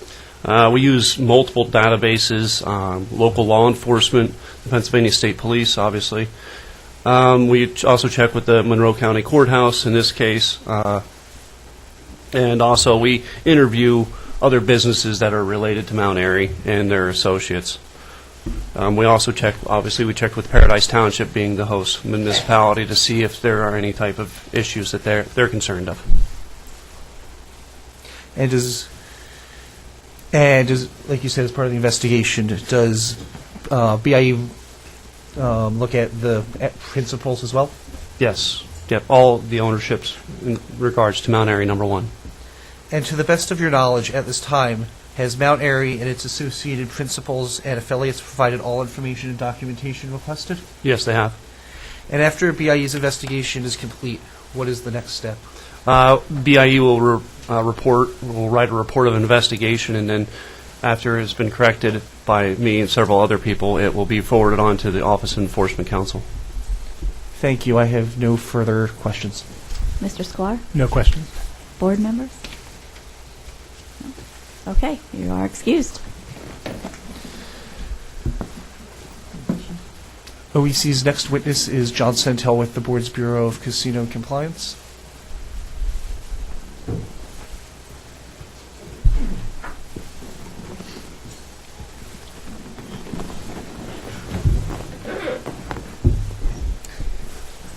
Good morning. Can you please introduce yourself? My name is John Sentell, Sentell. I'm the Senior Supervisor for the Pennsylvania Gaming Control Board, Bureau of Casino Compliance. And how long have you been with the Board? I've been with the Board since December of 2006. And what are your job responsibilities as a Senior Supervisor with the Bureau of Casino Compliance? My job is primary supervision of the Bureau of Casino Compliance offices in the licensed facilities, primarily in the eastern part of the state. And just very briefly, can you describe your background prior to becoming employed by the Board? Yes, prior to the Board, I was employed as a sworn police officer in a local police department, retiring with the rank of Sergeant of Detectives. And can you please describe the role of the Bureau of Casino Compliance as a slot machine licensee? Yes, we are the 24-hour-a-day, 7-day-a-week, boots-on-the-ground presence in the casinos. We provide regulatory review and oversight of all the processes and the employees of each licensed facility in the Commonwealth. And does the Bureau of Casino Compliance ensure that employees are properly licensed and credentialed? Yes, we do. And what kind of access does the Bureau of Casino Compliance have within the licensed facility? We have unfettered access to all parts of the facility and all the casino management systems within each licensed casino. Does that include the central control computer? Yes. And do you have interaction with the Department of Revenue in regards to the central computer system? Yes, quite frequently, yes. And have there been any issues regarding connectivity with the central computer system? No. Can you please describe interactions between the Bureau of Casino Compliance and Mount Airy patrons? Yes, typically when our casino compliance representatives patrol the gaming floor, they encounter quite a number of patrons who have questions or concerns or complaints, and we do our best to solve those issues with the patrons. And does the Bureau of Casino Compliance process self-exclusion intakes? Yes, we do. We process self-exclusion, also voluntary credits suspension intakes. And does the Bureau of Casino Compliance assist with patron complaints? Yes, we do. Whenever we have a patron complaint, we do a thorough and accurate investigation and report the findings. And whenever we can, we try to advocate for the patron with the management of the casino. Thank you. And can you please describe the relationship between the Bureau of Casino Compliance and the State Police at Mount Airy? Excellent. And can you please describe the relationship between Bureau of Casino Compliance and Mount Airy staff? Very good. And is Mount Airy staff cooperative with the compliance reviews? Yes, they are. And what is the biggest or most common regulatory issue at Mount Airy? There is no one common issue or one that actually stands out from the rest. It's pretty much a broad-based series of problems that are typical of any licensed facility in Pennsylvania. And are there any issues or concerns which would negatively impact Mount Airy's suitability for renewal? No. Thank you. I have no further questions. Mr. Sklar? No questions. Board members? You are excused. Thank you.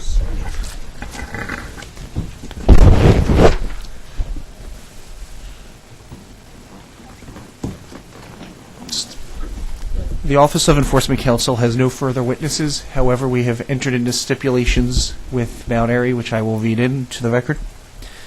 Number one, the Pennsylvania State Police Bureau of Gaming Enforcement at Mount Airy has compiled data in the Uniform Crime Reporting System relating to all offenses at Mount Airy from August 1st, 2012 through March 31st, 2012, and that is going to be OEC Exhibit 1. On February 25th, 2016, the Bureau of Liquor Control Enforcement issued a letter to OEC advising that there have been 3 citations issued to Mount Airy, 2 of which have been subsequently adjudicated, and 1 of which is pending adjudication, since Mount Airy's Category 2 slot machine license was last renewed by the Board. That's going to be OEC Exhibit 2. The Board's Office of Compulsive and Problem Gambling has issued a memorandum regarding Mount Airy's compliance with their Compulsive and Problem Gambling Plan, and that's going to be OEC Exhibit number 3.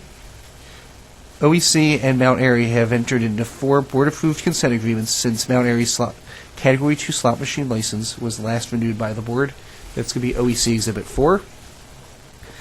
Mount Airy has fully cooperated with its obligations under these consent agreements by paying an aggregate amount of $75,000 in civil penalties, as well as instituting effective procedures to prevent similar infractions from occurring.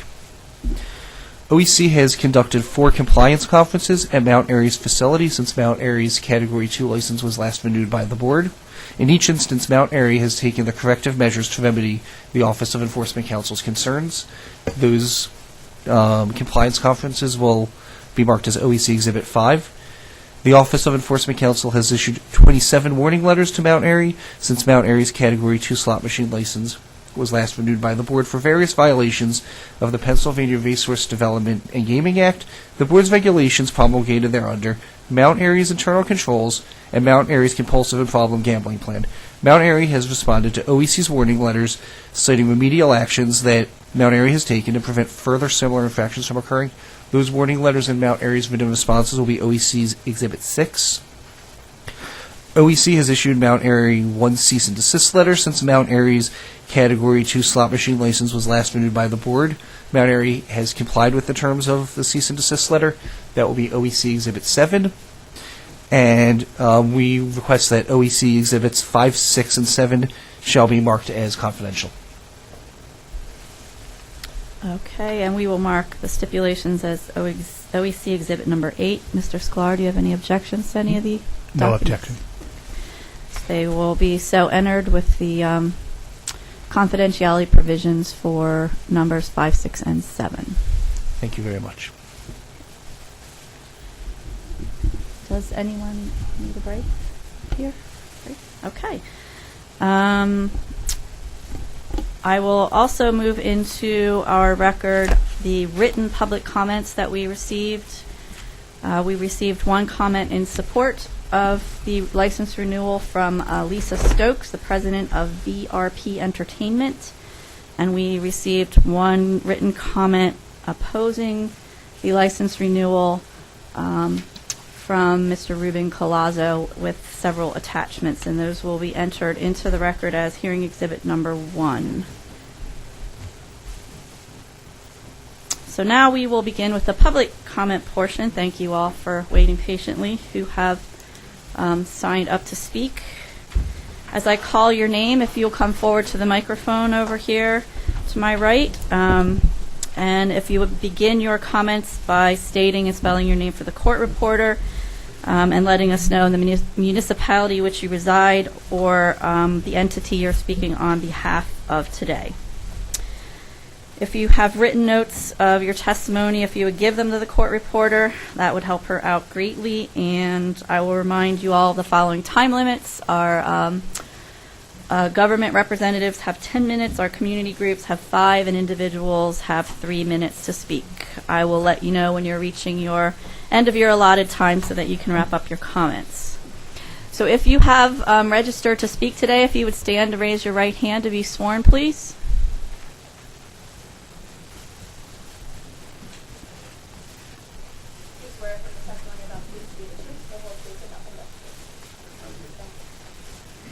So our first speaker is Rita Briglia, and I apologize in advance if I mangle anyone's name. Most of them seem pretty straightforward, but I always manage one or two. Guess it's good afternoon now. Rita Briglia, R-E-D-A, B-R-I-G-L-I-A. I'm one of the 3 Board of Supervisors members for Paradise Township. I've been employed here for 19 years.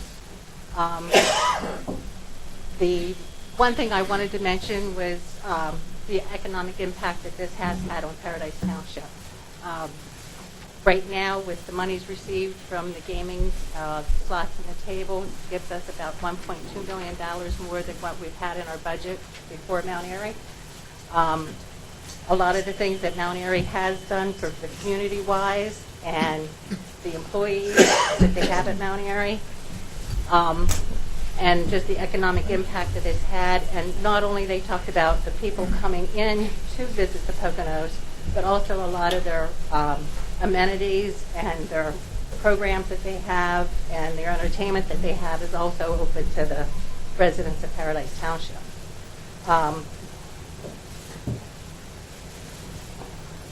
Mount Airy, the one thing they didn't mention was that when they first started, what was mentioned previously was the fact that Mount Airy was closed, and it was a shambles, and they had removed all the old buildings, built a magnificent site there. Out of all the property that they did purchase, there was over 500 acres that are open green space that will be open to the public.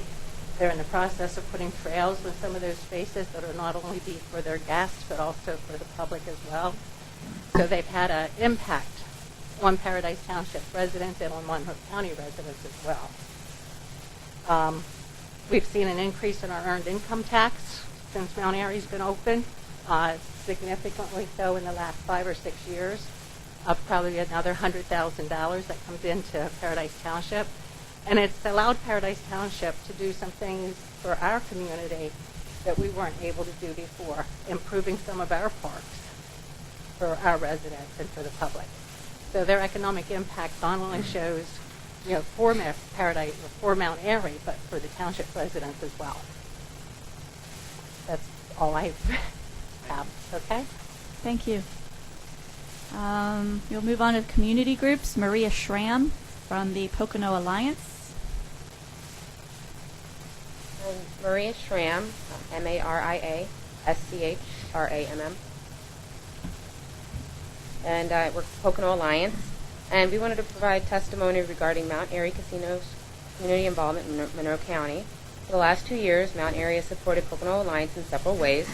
On 2 separate occasions, Pocono Alliance's Board of Directors has held meetings at Mount Airy to create strategic and fund development plans. On both occurrences, Mount Airy provided meeting room space and waived the room rental fees. And then in September 2014, Mount Airy and Team Baker hosted an exclusive evening with part of the proceeds to benefit Pocono Alliance. The event raised approximately $1,500 for Pocono Alliance. And finally, Mount Airy has leftover promotional products, as was mentioned, and they donated them to Pocono Alliance. We've even been able to give some of those items to people in need in the community, heated scarves, cooking utensils, things like that. And the other items are sent to that outlet where they're purchased, and we receive the proceeds from it. And it's been thousands of items, and we've received approximately $7,000. So we hope to continue our partnership in the future. Thank you. Excuse me, what is Pocono Alliance? We're a local nonprofit based in Stroudsburg, and we do programs for early childhood intervention programs, low income, Bridges Out of Poverty program, things like that. Thank you. Our next speaker, Robert Phillips from the Greater Pocono Chamber of Commerce. name is Robert Phillips, RobertPhillips. I live at 108 Broad Street in Stroudsburg. My other occupation here is being the president and CEO of the Greater Pocono Mountains Chamber of Commerce.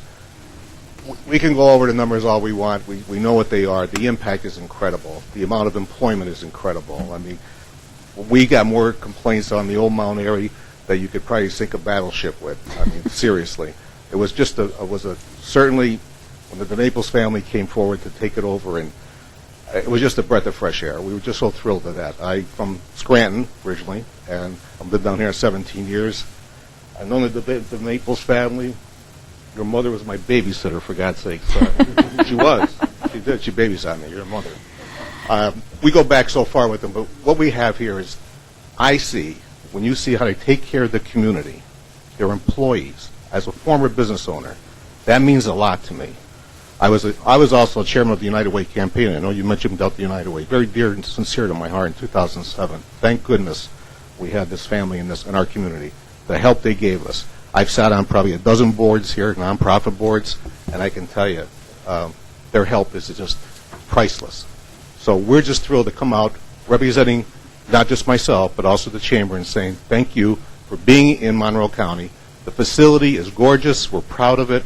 It's just one of a kind, and I just think that we would be at a big loss if we didn't have Mount Airy here supporting Monroe County with this hospitality.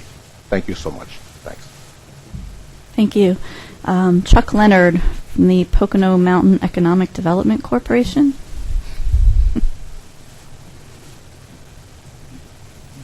Greetings. I'm very pleased to be in front of you today. Good to see you, Mr. McCall. How are you doing? I want to echo what Mr. McCall and also Bob Phillips just said. What a great facility. This management took a property that was very challenged. I'm representing here today Pocono Mountains Economic Development Corporation, but also the Monroe County Industrial Development Authority, which is an eligible applicant by statute for the local share account. And we also were an entity that financed the old Mount Airy, and let me tell you, it was a lot of trouble for us. And we bring companies to the community, and I can't tell you how often we run into clients that can sit in the back of your car and sing the old Mount Airy jingle. And they would ask to be taken to the old property, and they say, "Oh wow, what happened?" And subsequently, since this new management team took over this facility and developed the great casino that they have there, you go by the facility, wow, what happened here? It's really an enhancement to the community. And by the way, I am diverting from my prepared text because it reiterates many of the things that were just said earlier. But let me talk a bit about the local share account and how critical and how important that has been to our community. We have done 45 projects through our agency that have done things like build gas lines, water lines, provided money for growing businesses. We bought 4 ambulances here not long ago for the Ambulance Association. We've done a whole series of projects. Some of them were mentioned earlier by Mario. The East Stroudsburg University, their program expanded their incubator facility, which enhances jobs and the creation of jobs. And I think that if you look at that money, it's had a direct impact of helping us create more than 150 jobs directly and many on an ancillary basis. And we also created a revolving loan fund using local share that we make loans available to small businesses for the purpose of creating jobs in our community. And so we're very supportive of this property, and we're very enthused about having it in our community, and we look forward to a long and prosperous relationship. Thank you very much. Thank you. Stacy Barkalow from Pocono Mountains Visitors Bureau. Good afternoon, and thank you all for being here in the beautiful Pocono Mountains of Pennsylvania. Much of what I had written down is redundant. Forgot to spell my name. Stacy is with an I, and Barkalow is Barkalow. So I wanted to just focus on something that I didn't hear mentioned today, and that is the fact that tourism is one of, if not the largest industry in the 4 counties that make up the Pocono Mountains. And several years ago, I'm sure many of you are aware, the state of Pennsylvania cut out the tourism budget to the local communities and the tourist promotion agencies for the state. And so our budget went from approximately $9 million to $2 million. And without the institution of the room tax, we would have no tourist promotion agency in our 4 counties. And Mount Airy has been a great resource for us for room tax dollars. So every room that is rented in the 4 counties, there's a 3% room tax that is charged to the guest, and that money goes to the local commissioners, and then that money comes to the designated tourist promotion agency, which is the Pocono Mountains Visitors Bureau. I've been there for over 16 years. I very much remember Mount Airy Lodge, and I will never forget the grand reopening of Mount Airy Casino Resort, coming up and cresting the hill and seeing the facility and thinking, we're back. So, thank you. I don't know why I'm getting emotional. But we are very much in favor of the relicensing for the resort, and they are a wonderful family and team. Thank you. Thank you. I'll move on to the individuals. Ruben Colazzo.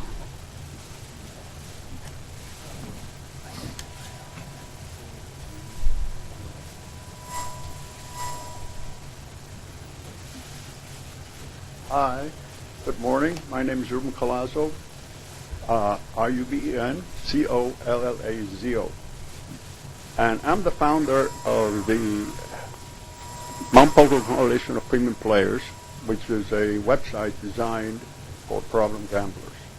It was designed for problem gamblers to sign up anonymously so they could go in and discuss their gambling problems, sort of like Gamblers Anonymous. On December the 17th of 2010, I received a telephone call from an individual who refused to identify himself. As it later turned out, it was Travis Satanos, security supervisor from Mount Airy.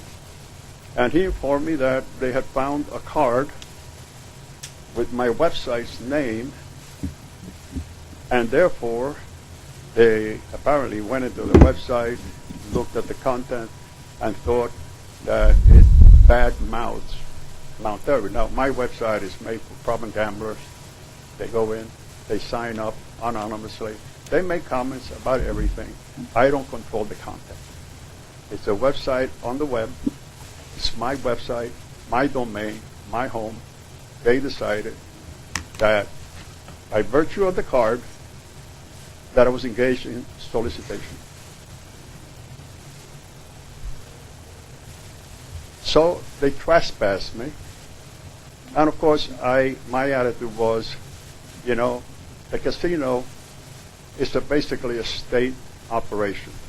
You guys are there, the police is there, the Gaming Control Board, and the Attorney General's office are there. So it's basically government-occupied territory. My feeling was Mount Airy, Mr. Colestu, nor Mr. Magda, nor the security supervisor have a right to evict me from what I consider to be a public space. I have a right to go in, discuss with people their gambling problems. I have gone to Mount Airy for 7 years, and I can tell you that much of the testimony given here is not accurate. I have seen people drunk on the floor, picked up, given a room. Next day, they're back on the floor. I submitted the Mount Airy's own gambling plan. They're supposed to train every single individual from the vice president to the president to identify alcoholics and problem gamblers. In the 7 years that I was there, I've never seen anyone approached by any employee of Mount Airy to suggest to them that maybe they seek counseling. And I dare them to show me the number of people that have been approached at Mount Airy and asked to consider Gamblers Anonymous or any other. My Wi-Fi is specifically designed for problem gamblers. And for that, I was thrown out of the casino, and I was arrested on June the 20th of 2014 for trespassing.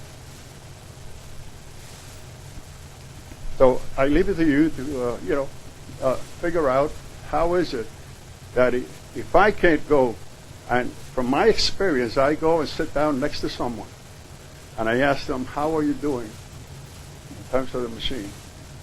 I get a whole litany of complaints. And it doesn't take very long before I realize that this person is a gambling addict.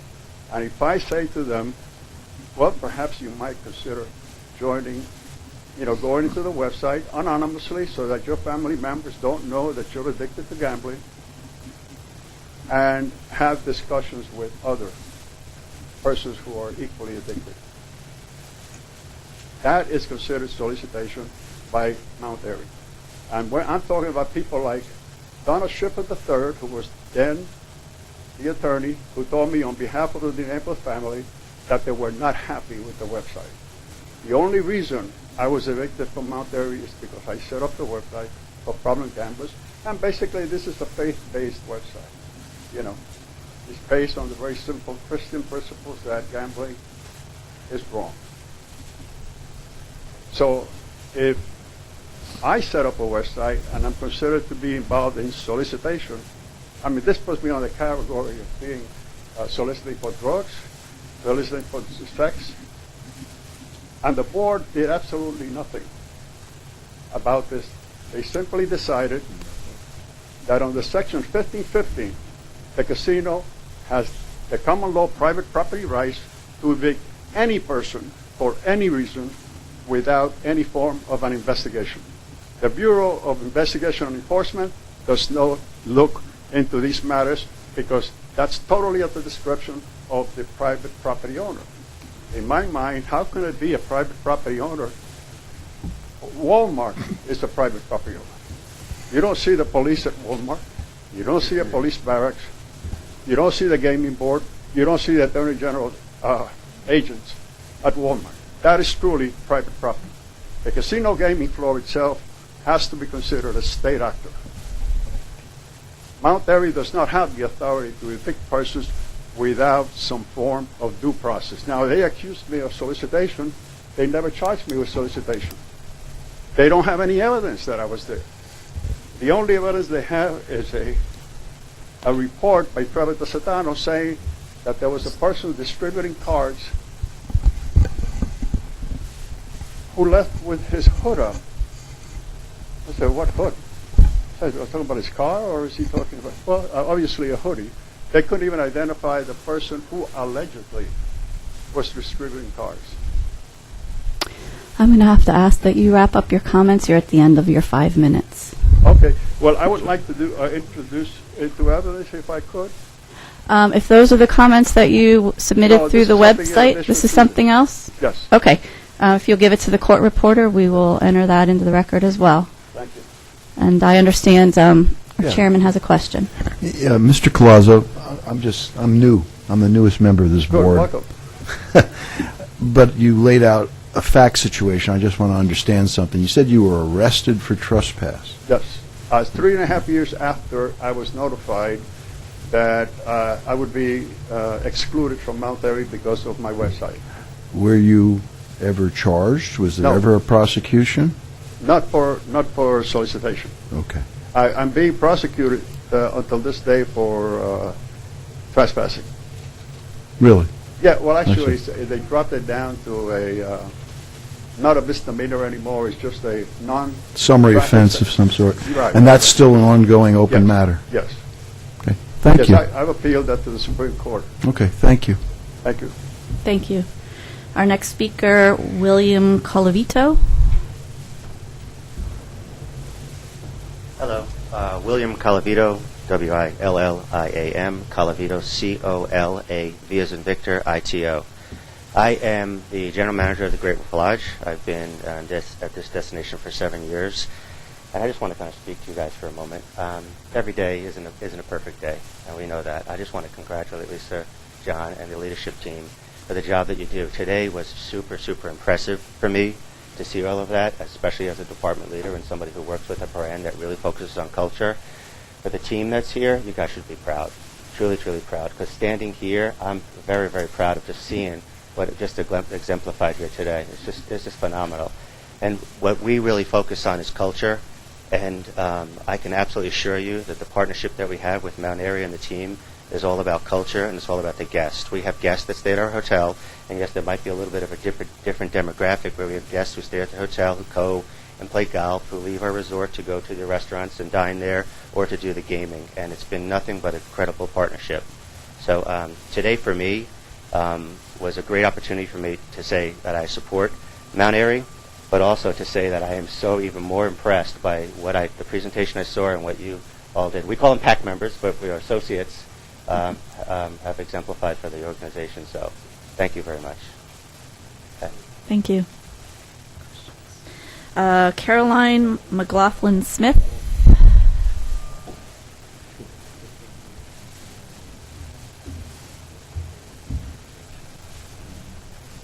Good afternoon. My name is Carolyn McLaughlin-Smith. That's Carolyn, capital McLaughlin Smith. Big name. Big name. I'm here as a vendor for Mount Airy Casino and Resort. My company is Creative Benefits. We're an employee benefit consulting and brokerage firm. We've been working with Mount Airy since 2009 and have a tremendous partnership, we believe, with them. They're a very valued client of our organization, and we probably have 600 clients in our block of business. But I will tell you that throughout our time working with them, what's been impressive to me is they really do the best they can to provide a strong benefit package to their employees.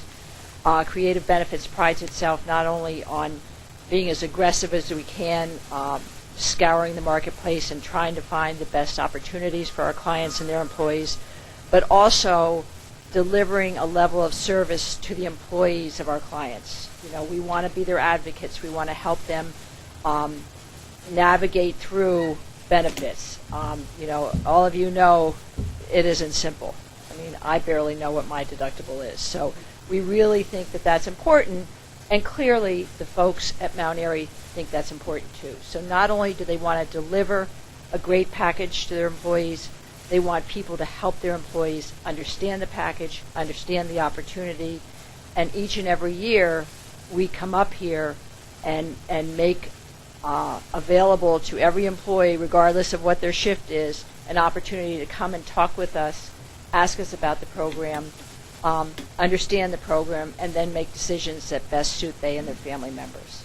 So we are clearly a huge advocate for Mount Airy. We are very appreciative of the opportunity they've given us to venture into a industry that we've had very little business in prior years. We value the partnership, and I will tell you, they treat us like partners, because I'm sure you're aware many organizations treat vendors not as a partner. Mount Airy treats us as a partner, and we are very appreciative. So thank you very much. Thank you. That was the last name I had on my list of registered speakers. Is there anyone here who thought they registered and I did not call your name? If so, raise your hand. Seeing no one, that's always good. My list was accurate. We'll go to some closing statements from Office of Enforcement Counsel, if you have any. We have no closing statements at this time, but ask that the record remain open, as this is a pending investigation. It will remain open. And Mr. Sklar, any closing remarks? Just very briefly, we would respectfully request the board to renew Mount Airy's gaming license at a future board meeting when it comes up for consideration. Okay. A few housekeeping matters. If the parties have a burning desire to submit any kind of brief or written memorandum after this hearing, it is due by close of business next Tuesday, April 19th. The record will remain open until the board hears the matter at a later public board meeting. I will prepare a report based on the testimony and evidence entered into the record today, and the suitability report when it is filed with the Office of Hearings and Appeals. All of that information will be sent to the board along with the transcript and all submitted documents, and the board, at its convenience, will schedule this matter to be heard at a future public board meeting in Harrisburg. I would like to thank Paradise Township for the accommodations today, and my contact, Rita. She was a great help and all of you for coming today and your cooperation. So thank you, and this hearing is now adjourned. I have one question before we adjourn. Yeah. I'd like to see entered for the record over the last 3 years, the last 3 licensed years, the number of individuals that have gone on to the self-exclusion list, that have gone through the process at Mount Airy, the number that we have excluded, that not self-exclusion, but that we have acted on, and the number of individuals that have been excluded from Mount Airy, but not on the self-exclusion list or the list, I'll call it for conduct, that we act upon. So I'm interested in those numbers. Okay, Mr. Sklar, I think you might be able to get us the last number. Sure. Of people you may have banned from your property, and I think our Office of Compulsive and Problem Gambling can get us the other 2 numbers. Can you coordinate that, Mr. Tepper? And Yes, I can. And both of you can send those to the board clerk, and we will make sure that the board gets those statistics. Sure. Thank you. Okay. With that, we are adjourned.